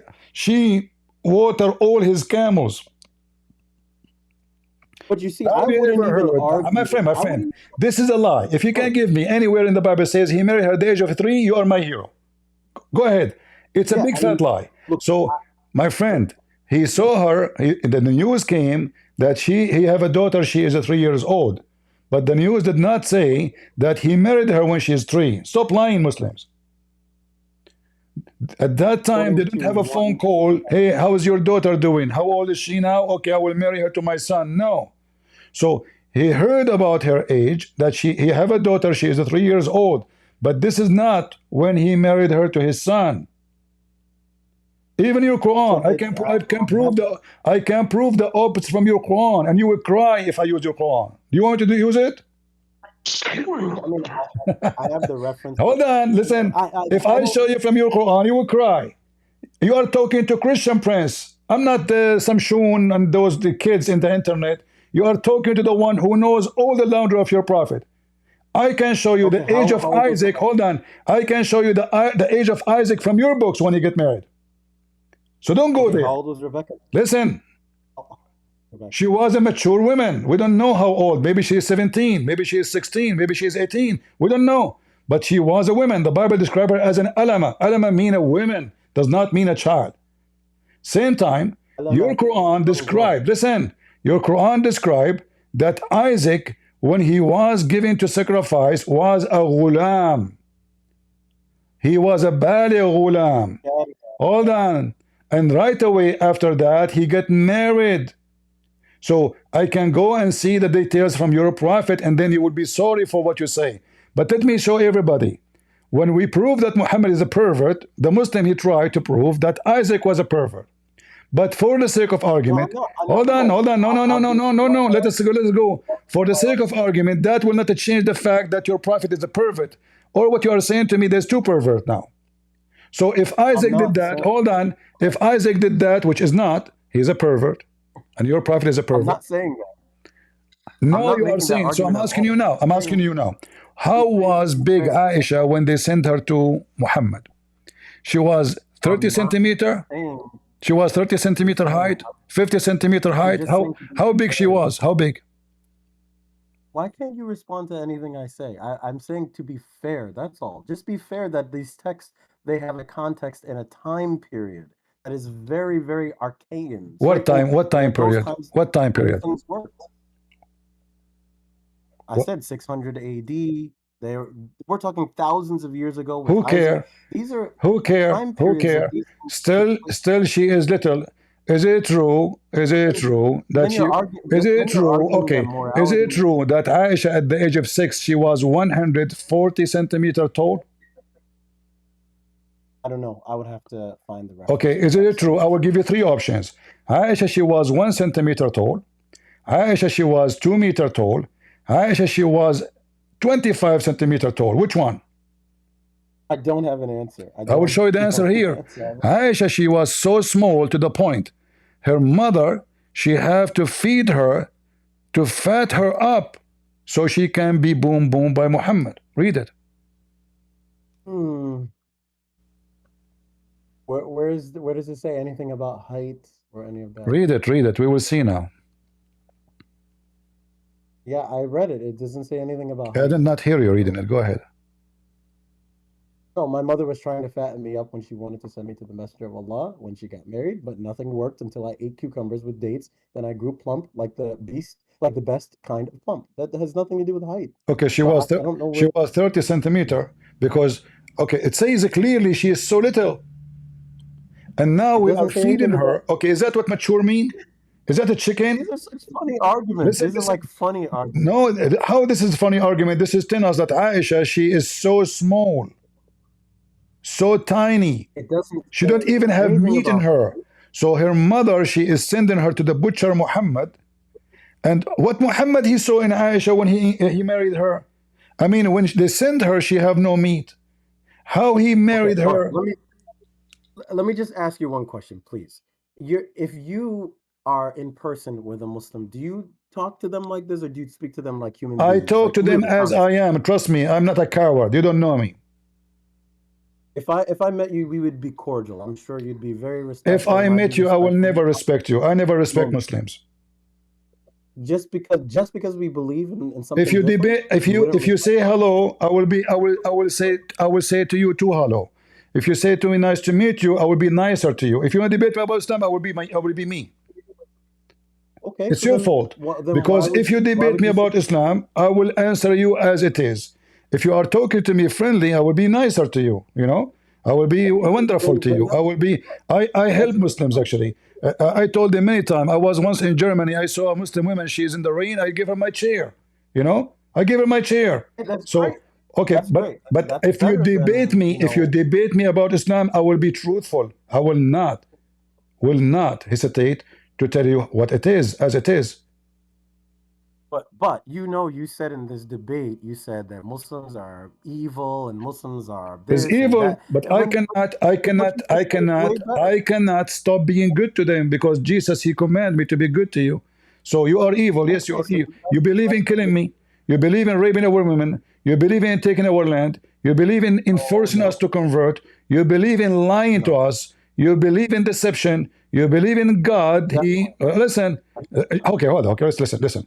Is it true that your God, he refused to put the burden of somebody over somebody else, as the Christian believe that Jesus, he took our burden? Is that true? You Muslim believe in that? That he took our burden, you mean Jesus, when according to the Christians, that he was crucified? Is that what you're referring to? So Jesus was crucified for our sin, as we believe.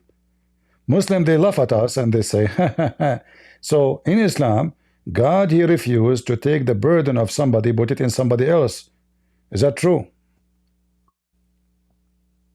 I'm not really sure. I don't understand exactly. What do you mean you're not sure? If I did fornicate, should you pay for my fornication, or I pay for my No, fornication? definitely not.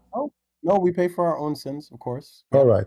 So is that justice that you pay for your sin, or somebody else pay for your sin? No, you pay for your own. It's not justice if somebody else pays for Exactly. So why your God, the evil Allah, he will take the sin of Muslims, even though it is like mountains, and he place it on the Christians? No, he says at the end of the verse, because of their sin. Because of what? I thought it's Because not of their right. It's not just. own- Hold on. So what? If you commit sin, I pay for my sin. A second ago, it was not right. A second ago. No, he's saying because of. Okay, hold on. No, I'm saying. Guys, do you see the he's saying hypocrisy? You read the hadith wrong. He's saying because of the Christians' own sin, their own sin. This is No. Allah will take the sin of the Muslims, which like mountains, and he will place it on the Christians. It said li'anna, because why? Because why? What? Why? It says the reasoning is at the end of it. Why? Give me. Why? Yeah. Can you go to it? What? Can you go to the hadith? Okay, now tell me, because you know the hadith already. Why? Yeah, because at the end of it, it says it's because of the Christians' wrongdoing or their rejection. Okay, but a second ago, I thought everybody would pay for his sin. So now we commit sin, you commit sin. How come you commit sin, we pay for your sin? A second ago, you said to me, it's not justice. Hypocrites, satanic. God, like even satanic. Even you know, Islam right? is a satanic religion. A second ago, you rejected such a logic, say this is unjust. A second after, because you are a Christian. So you sin, you fornicate, you rape, you kill, and you get away with it just because you're a Muslim. Islam is satanic religion. Yes. Listen, here we go. This is the hadith. And making So now you go and rape a woman, and then in the day of judgment, Christian Prince will pay for your rape, your rapist. Huh? There will come people amongst the Muslims on the day of resurrection with as heavy sins as a mountain, and Allah would forgive them, and He would place in their stead the Jews and the Christians, as far as I think Abu Ruab said. I do not know as to who is in doubt. Who's in doubt? The rest is not important. The rest is just blah blah blah. Okay. There's another hadith related to no this. problem. This I one can is show not- you all of them. All of them is the same stupid thing. This is your ransom from hellfire, and it says there will come people amongst All is the same garbage. All is the same garbage. All is the same garbage. All is the same garbage. Your God. Yeah, and right there, go back up, right there. Where? Right there, it says, they are your brothers and from your race worshiping as No, this is not about the Jews and the Christians. No. From they are alone. This is not about the Jews and the Christians. This is about the Jews and the Christians. This is about the Jews and the Christians. I'll have to look it up. Because why you don't look it up right now? I'm showing it to you. You said it's unjust. Yeah. but it's not as simple as that. I have to Ah, pull not up, simple, you know. absolutely. So you will go and Yeah, if around women, you have to pull rape like children the like bad Aisha, you kill, you rob a bank, and you cheat, you lie, you sell drugs, and then we, the Christian and the Jews, we will be your replacement in hellfire. And this is the God who love everybody. You remember what you So, said but to me? remember, Do you remember what you said to remember, me? Why you speak about Islam in an ugly way? Islam is the more disgusting. You kill, you rape, you F. I pay. Islam is no, I'm filthy. saying, Islam is remember, satanic.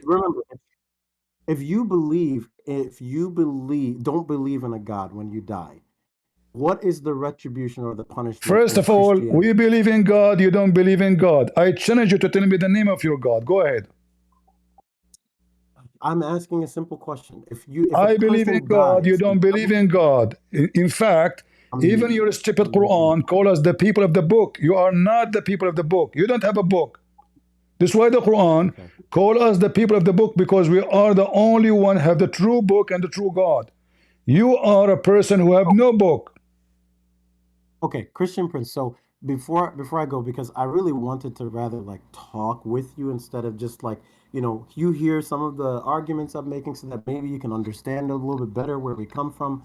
I hope that we could try it again, because I don't think you really mean a lot of the things you say. Maybe for the audience, Trust but me, not trust me. like, I there's mean no way. everything There's I just no say. way. I mean everything I say, and you are satanic.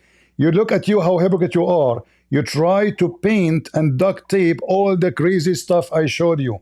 Even this one, a You're second ago, calling you me said to me it's satanic. unjust. You're calling me Unjust, satanic, and I guys. was Did, nothing but did nice this to you. guy, satanic man, he said to me, this is unjust. He agreed. It's unjust. Person have to pay for his sin. No. In Islam, they sin, they rob, they kill, they lie, they cheat, and we pay. Because Allah is Satan. He want to encourage them to do more sin. This is the purpose of this. In Christianity, no. Jesus make it clear that when you sin, you pay for it. Not a Muslim, not a Hindu, not a Buddhist. No, no, no, no. You will pay for it.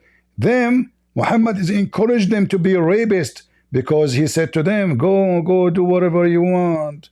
In fact, he said to you, if you touch the black stone, listen, your prophet says, if you touch the black stone and the Yemeni corner, Allah forgive your sin, even if it's more than the foam of the ocean. Is that correct? Okay, let me just leave you with this then. I know for sure that, you know, I think that we can definitely have cordial relationships with No, we Christians, cannot. Jews, We cannot. other people. I just want to make a last statement that I believe that it's possible You are a if hypocrite. you have You are the doing will taqiyya towards it. now. You are doing taqiyya. Let me just finish, because I'm telling want you to what just you are say doing. that Okay, guys, let me show you what he's doing. According to I'm Muslims, not doing he what can he's say to I'm you not doing what friendly he's things. He can say to you friendly things, but his heart don't mean it. Correct? Am I lying? So you are doing Just taqiyya. We because know in it. my We heart, know it, my in my friend. We heart, know it. in my So heart, I believe. In my heart, I believe that listen, yes, if you listen. die Is upon it it, true? if you Is die it upon is it true that you can speak to let us me in a just finish. friendly way, but you don't mean Finish it? one statement. Huh? Let me just finish one statement. That you can die if you died upon this falsehood. Okay, Of course, you're let going to us go to read this Jahannam. before I you know finish. why. Let's read me and you. Okay, the one who take a Christian and Jews as a friends, he has one of them. He have no honor, no mercy, and he is out of Islam. All right, and then, however, you can, if you can, you guard yourself against them, save yourself from them, taking it as we're security, saving yourself from them by speaking in a friendly way toward them while your heart is like this. This is Satan. He speaks to you in a friendly way. He says, we are friends. We can be friends. We can be good together. He live in America. If he lived now in Syria, he would spit on me. If he is now in Afghanistan, if he is now in Afghanistan, he will cut my head. But now he live in America. He's a potato. He have no chance. So speak to them in a friendly way, but your heart dislike this. That's the point I want to make, is that I'm here in America and we don't treat people like this. Maybe people treated you like that in your country. This is Islam. You see, you are being hypocrite again.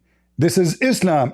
You're a prophet. Okay, how your prophet treat the Christians after he controlled the Arabian Peninsula? Is it true, he said, when you see a Christian, force him to walk in the sewage? I don't know, but I have to go. You have to go. Do you have to go to the bathroom or you have to go somewhere else? Wait. No, I just my family is waiting for me. So You don't have a family? Here we go. Okay, come on, man. You don't have a Be human family. A like me. Muslim, you don't have a family. You're in them. I'm sure you have a loving family too. Listen, I am not hypocrite like you. This is your prophet. We're human. No, you are not. A Muslim, how is a human? You rape children. How can you really? I mean, maybe for the audience and because you're like behind the mask, but My friend, in real life, I'm sure we would talk. If like you normal see a people, Christian in the, or if you see a Christian or a Jew in the street, force him to the most nary. Is that correct? Most LA.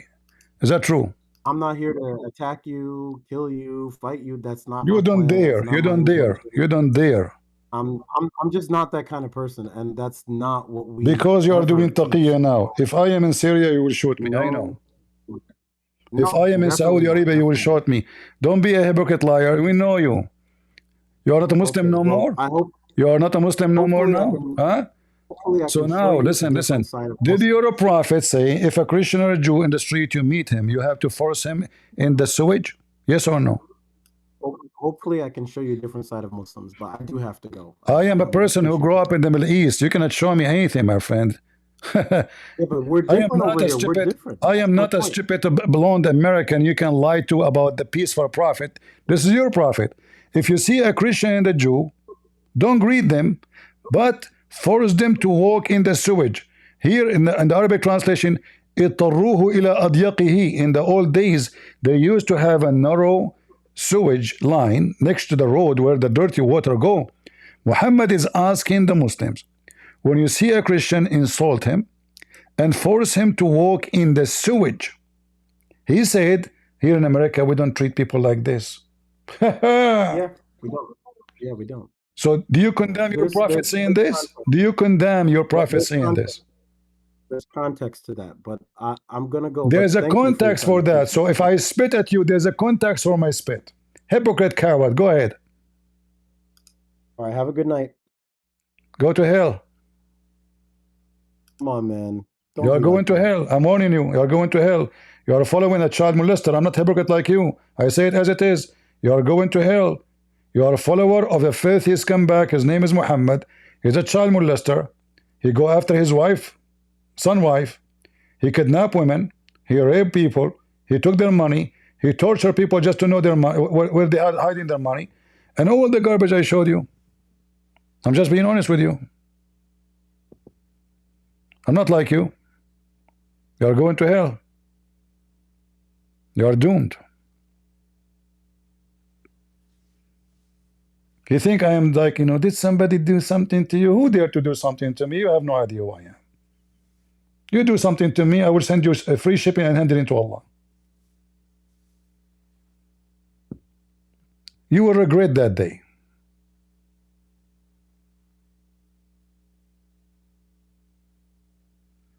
But do you see how sneaky they are?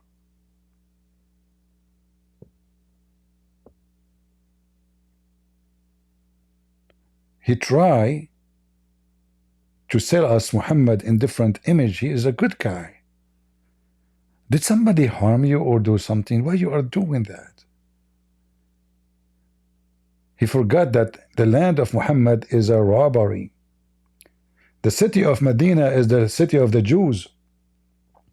If I am the Prime Minister of Israel, I will go all the way to Saudi Arabia to take my land.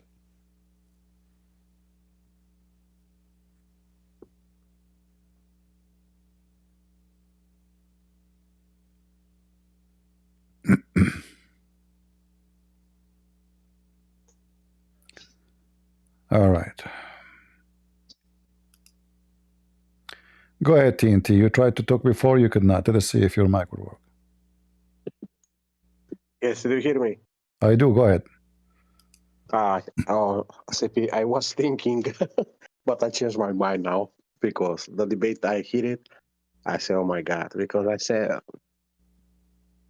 I was thinking these people, they born of a Muslim family and they have, because I know people, I live in England and I know people, they are Muslim and they send a very early age, they them kids in the Islamic schools or teaching on the Sundays and things like that.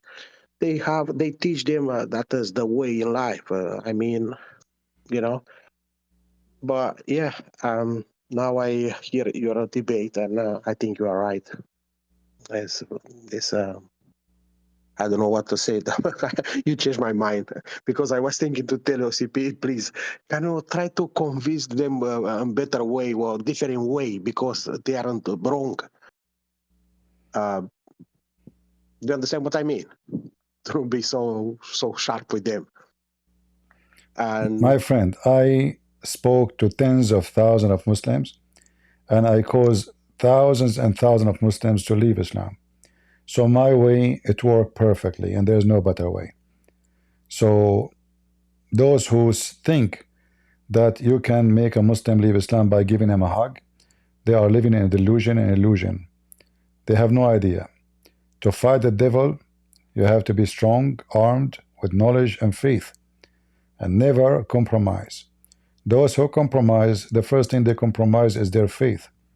Then they lose their faith because they are false Christians. Compromising will lead to more compromising. Stand your ground and fight and win. We have the truth, and this is why he was freaking out, trying to run from a corner to. It is like a rat going from under the couch to under the table to behind the closet, going to the attic. You witness it. We have proofs, we have reference. He was trying to escape, for he is embarrassed. So never compromise. Those who compromise are the weak Christians, and they are not going to be in heaven. The one who deny me, the Lord said, I will deny him. And when a Christian compromised, they denied Jesus. I don't. Yes, you're right, CP. You are right. I was thinking because I hear you every night, man. I live in London, but I don't know. Maybe you see me there. When we are there, actually, I don't come here on Discord. I come in and I go to YouTube. But always I follow you. You know, even now, what time it's now is. Well, let me put my glasses. It's like 3:30 morning time. So yes, because I convert. I take the. I'm an evangelist. You know, I believe in New Testament. I believe in all Bible, but my teaching is Jesus Christ only. And since that time, I follow you here on YouTube, and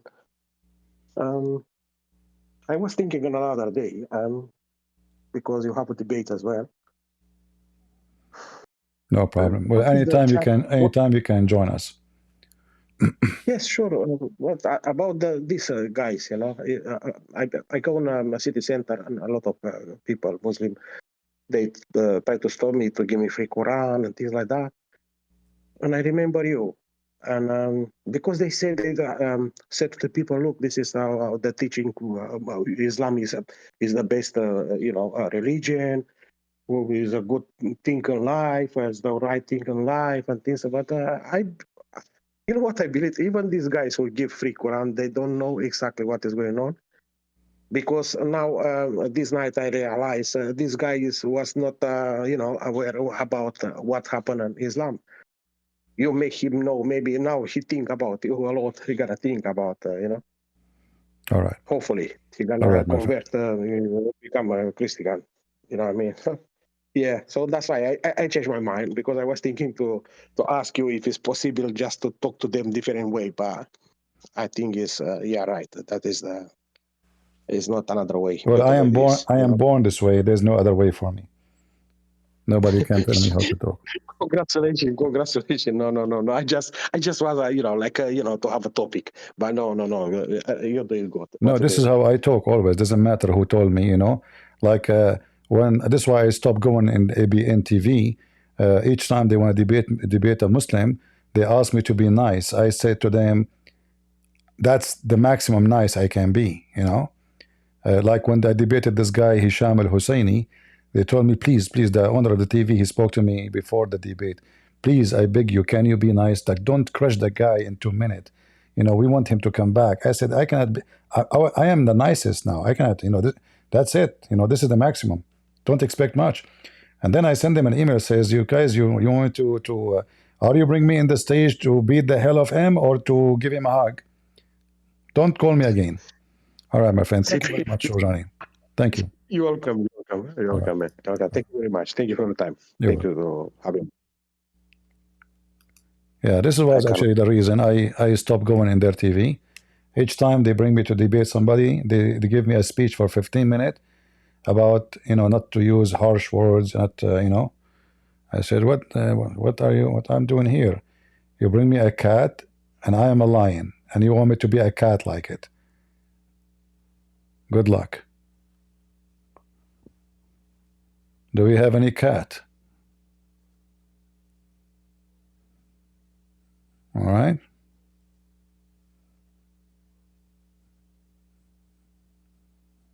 Yeah. Anyway, actually, I'm sick. You know, I supposedly I will stay here for like 20 minutes because I'm sick. Seriously, I'm sick. I have a very bad headache. My head is hurting me. And I'm supposed not to stay long, you know. And now I'm weak. Very weak, actually. Yeah. He's lucky. He came to me when I'm weak. All right. He's very lucky. All right, guys. No more people on the stage, please. I'm done for today. How many hours we are here? 3 hours and 40 minutes only. Man, I said I even set the alarm in vibration to finish after 1 hour because I'm sick. I'm taking even medicine, which is something I don't do usually, but I have to. Oh boy. Let us hope that I will be better in a few days from now. This is very annoying, you know. You know, health is a gift from God. We don't know how priceless it is until you lose it, right? So if you are healthy, praise the Lord for what you have. You know, all my life I'm fine, but like sometimes maybe you get sick to remind you of. Maybe you think you're a lion, but you can turn into nothing in 2 seconds. Because when we are strong, you know, especially men, you know, they think of themselves highly. He do not need God. He's strong. You know, he's powerful. He have muscles. But the fact, all those things you have, it can be taken away from you in the blink of an eye. As simple as that. And this is why I warn everybody. Stay close to your Lord. And you might think that if you are a believer, you want to get sick. Absolutely not. You might even have a cancer. You might even die a horrible death. That have nothing to do with being a believer or not. But the difference between somebody he died and he is faithful, loving to the Lord, that death for him is the new journey, is a new life. But for the one who is not, that is the beginning of a new journey to hell. So there is a huge difference between somebody he die happy and someone he die so worried and so paranoid and so afraid of what is going to be next. The Lord, he says, whoever believe in me and die will live. I'm not saying I'm dying, don't take me wrong, but I'm saying this is my advice to you. Don't be proud of your health. Your health is a gift from the Lord. It's going to be taken from you anytime, any moment. Remember always that whatever you have is a gift. You don't own it. Your life, you don't own it. Your health, you don't own it. So at least during the time you live, use the gift you gave. Remember the parable in the Bible about the talent the Lord he gave to the servants. There's one he make it wise, there's one he hide it, there's one. So be the one who multiply it, because whatever you've been given now is going to be taken away from you, and you will be asked what you brought with you. What you will say, I bought a new car, I have a new house, I have $10 million in the bank. Trust me, you will take none of those things with you. The house I am in now was belonged to somebody else before me, and maybe to someone else before him. The land, you are in the top of it, generation after generation after generation came and live in it, but nobody take it with him. You don't even own your grave. So repent, be loving, be giving, love the Lord, and fight against the evil ones who try to deceive mankind. We don't hate Muslims. I don't hate this guy. I'm trying to save him. I am tough on him because I'm trying to save him. Not because I hate him, but because God loved the world. He sent his only begotten Son. And the only way to save somebody is to rebuke the devil within him, not to give him a hug. Thank you all for being here. May the Lord bless you. God is good. So is Jesus. And if I feel better tomorrow, I will try to be live with you again. I love you all.